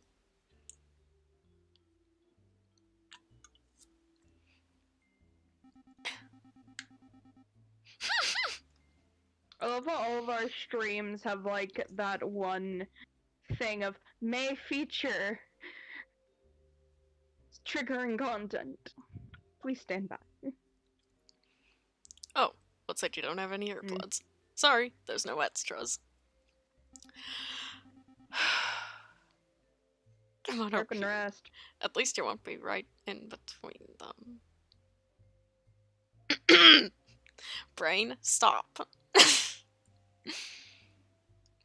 Oh no. You feel like you're in the middle of a horror flick and you definitely don't want to be the first victim that dies a stupid death. I mean, yeah. Wait, what's dying a stupid death when you can't die? Oh boy. This is why I've been staying hydrated. Anyway, as much as I'd love to hear you scream, yeah, I need to peace out for a bit. Plus, the stream's gonna end in like 20 minutes. 10. We'll talk later. Yep. Okay. Bye. Bye. Okay. Bye-bye. Bye-bye. Okay, hydration, important.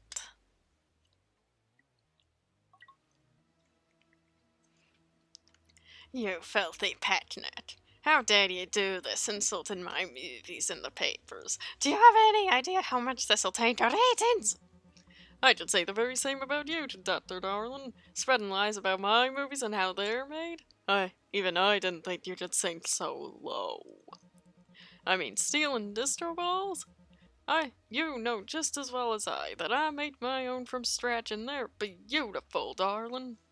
It really becomes hard to pick up on exactly what it is that they're shouting about, since not only are they trying to talk over each other, your ears are also starting to ring. Level 3? And your ears start to... What's a level 10? What's a level 15? Is it seriously like this every day? You glance up at the receptionist, who's looking bad with a pitying expression, like seeing someone yell at their dog and feeling bad for the poor pet. Maybe you could just wait it out? You want to say hello, but you're honestly afraid to jump in while they're still going at it. This number to the desk looks intriguing.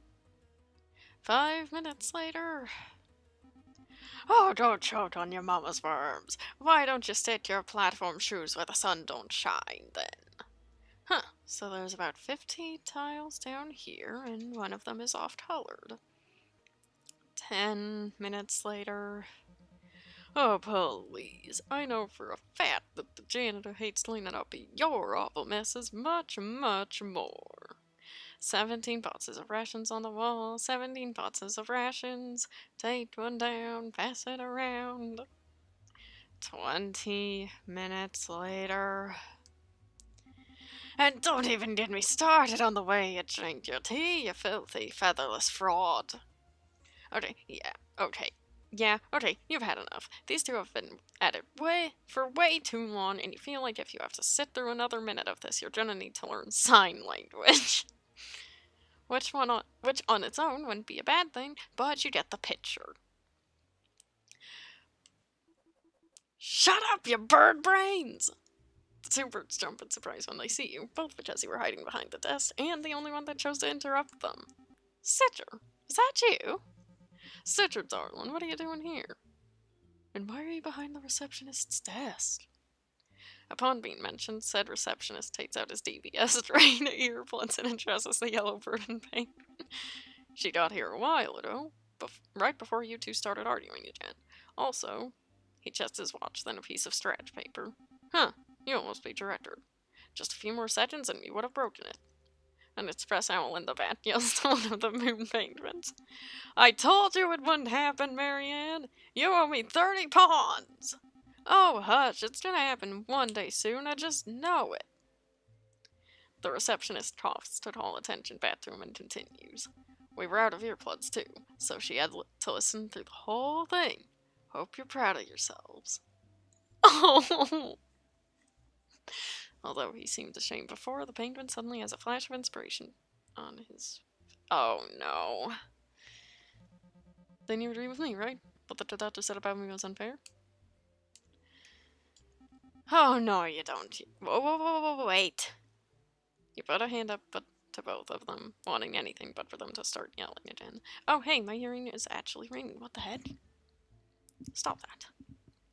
Look, I lost the ability to hear properly when Drew started arguing that yellow is so not the conductor's color, but from what I understand, it's something about a paper. And one at a time, please. Alright, I'm done. I'm going on break. I'm not big enough for this.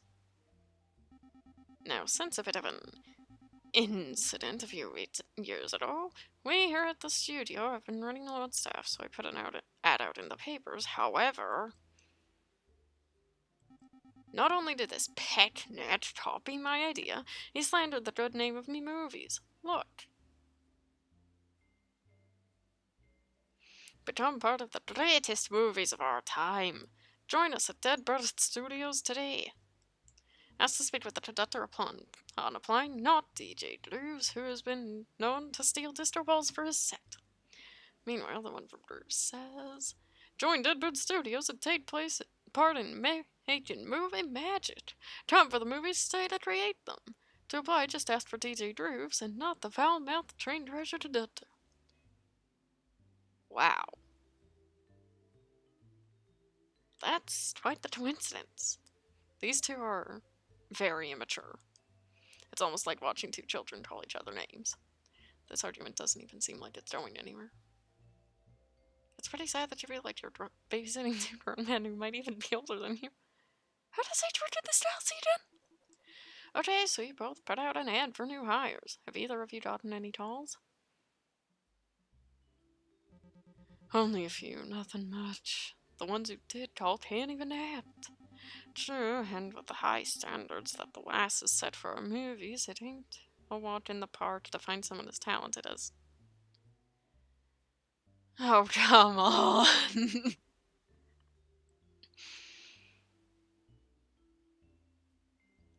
Oh, no. Will you work for me? You can have a lead role in my next movie. I'll make you the star of mine. Oh, no. Oh,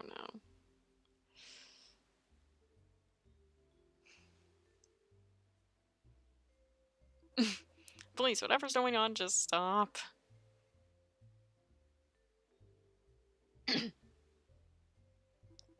First of all, please never do that again. Second, why do you want me to work for you?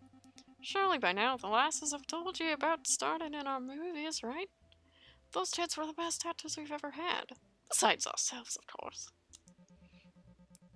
They managed to make our movies blockbusters, darling. Some of the best in the entertainment industry. We haven't been able to replicate that since.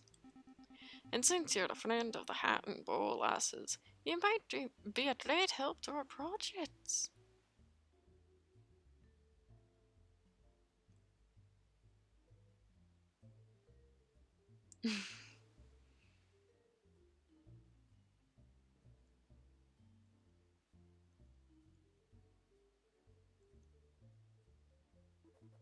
Alright, I'll admit I'm not into what just happened, but working on your movies sounds pretty interesting.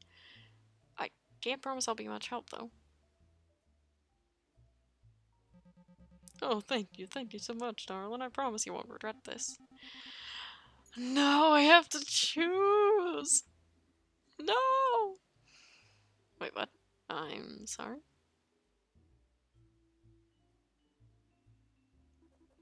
Wait, I don't understand. Did I just work for both of you? Oh! That's right. I guess since we're in the same studio, it would seem like that, eh? You see, darling, if you haven't figured it out by now, the conductor and I aren't exactly business partners. Long story short, we didn't ask to share this studio, but had no choice. We've tried working together before, and well...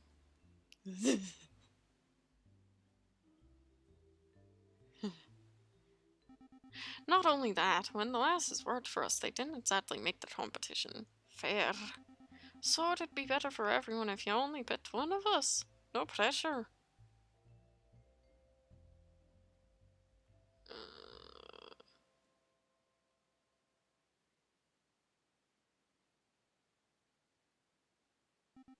Oh dear, I promise that if you work for me, I won't give you as much of a hard time. If you like, I can give you a lead role. It might get a little intense, sure, but I'm sure you'll enjoy yourself. Or I could make you the villain if you prefer.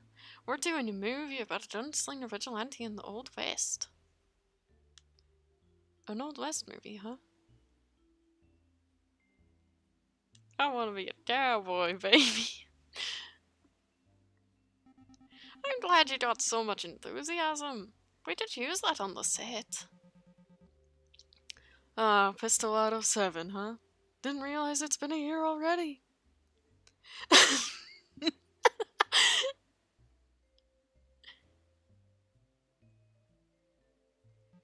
Darling, if you'd rather do something more original, I can offer you a spot on our crew for Disco Stars. It's about an interstellar dance competition between worlds. We're already nearly done with production. We won't put you through too much work if you're not up for it. I can't promise you the lead role this time around, but I can for our next movie if you stick around.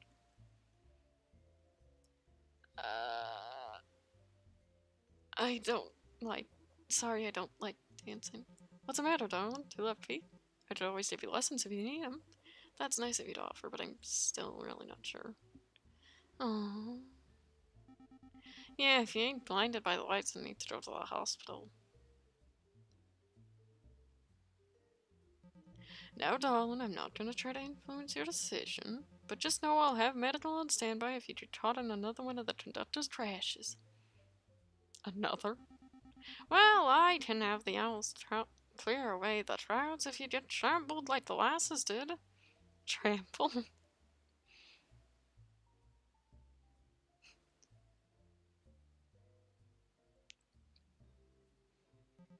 So, darling, what's your choice?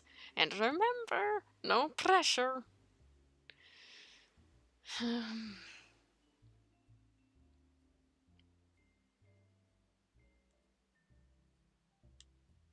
Okay.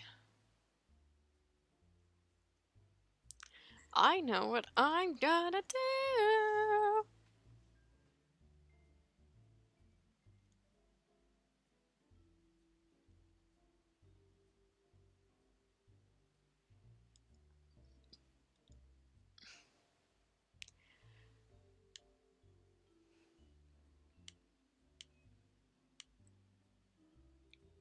Don the cowboy hat, and I'll end the day, and then that'll be it for the stream. DJ Grooves, your movie sounds like a blast.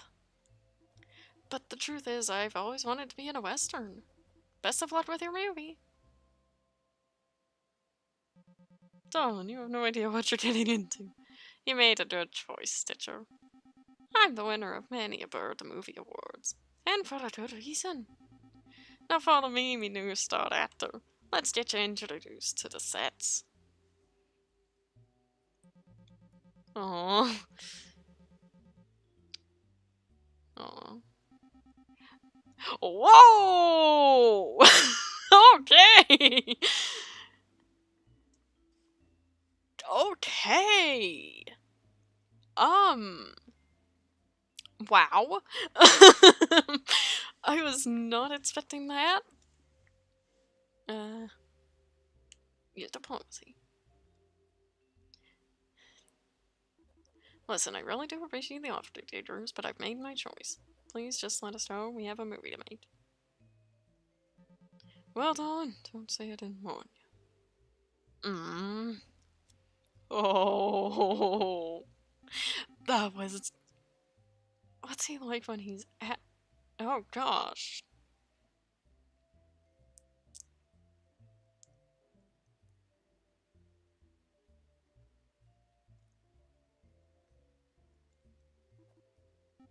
Wow.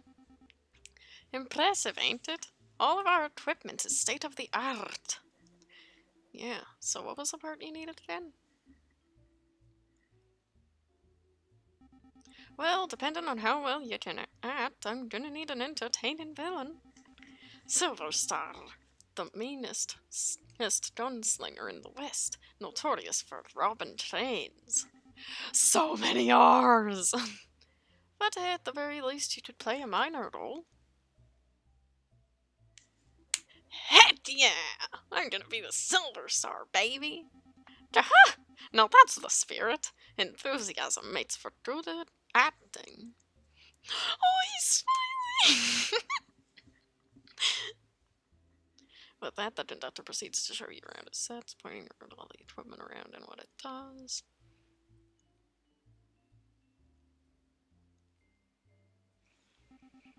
Well, that's it for the sets. Meet me tomorrow on the Owl Express and we can talk about your acting. Okay, see you then.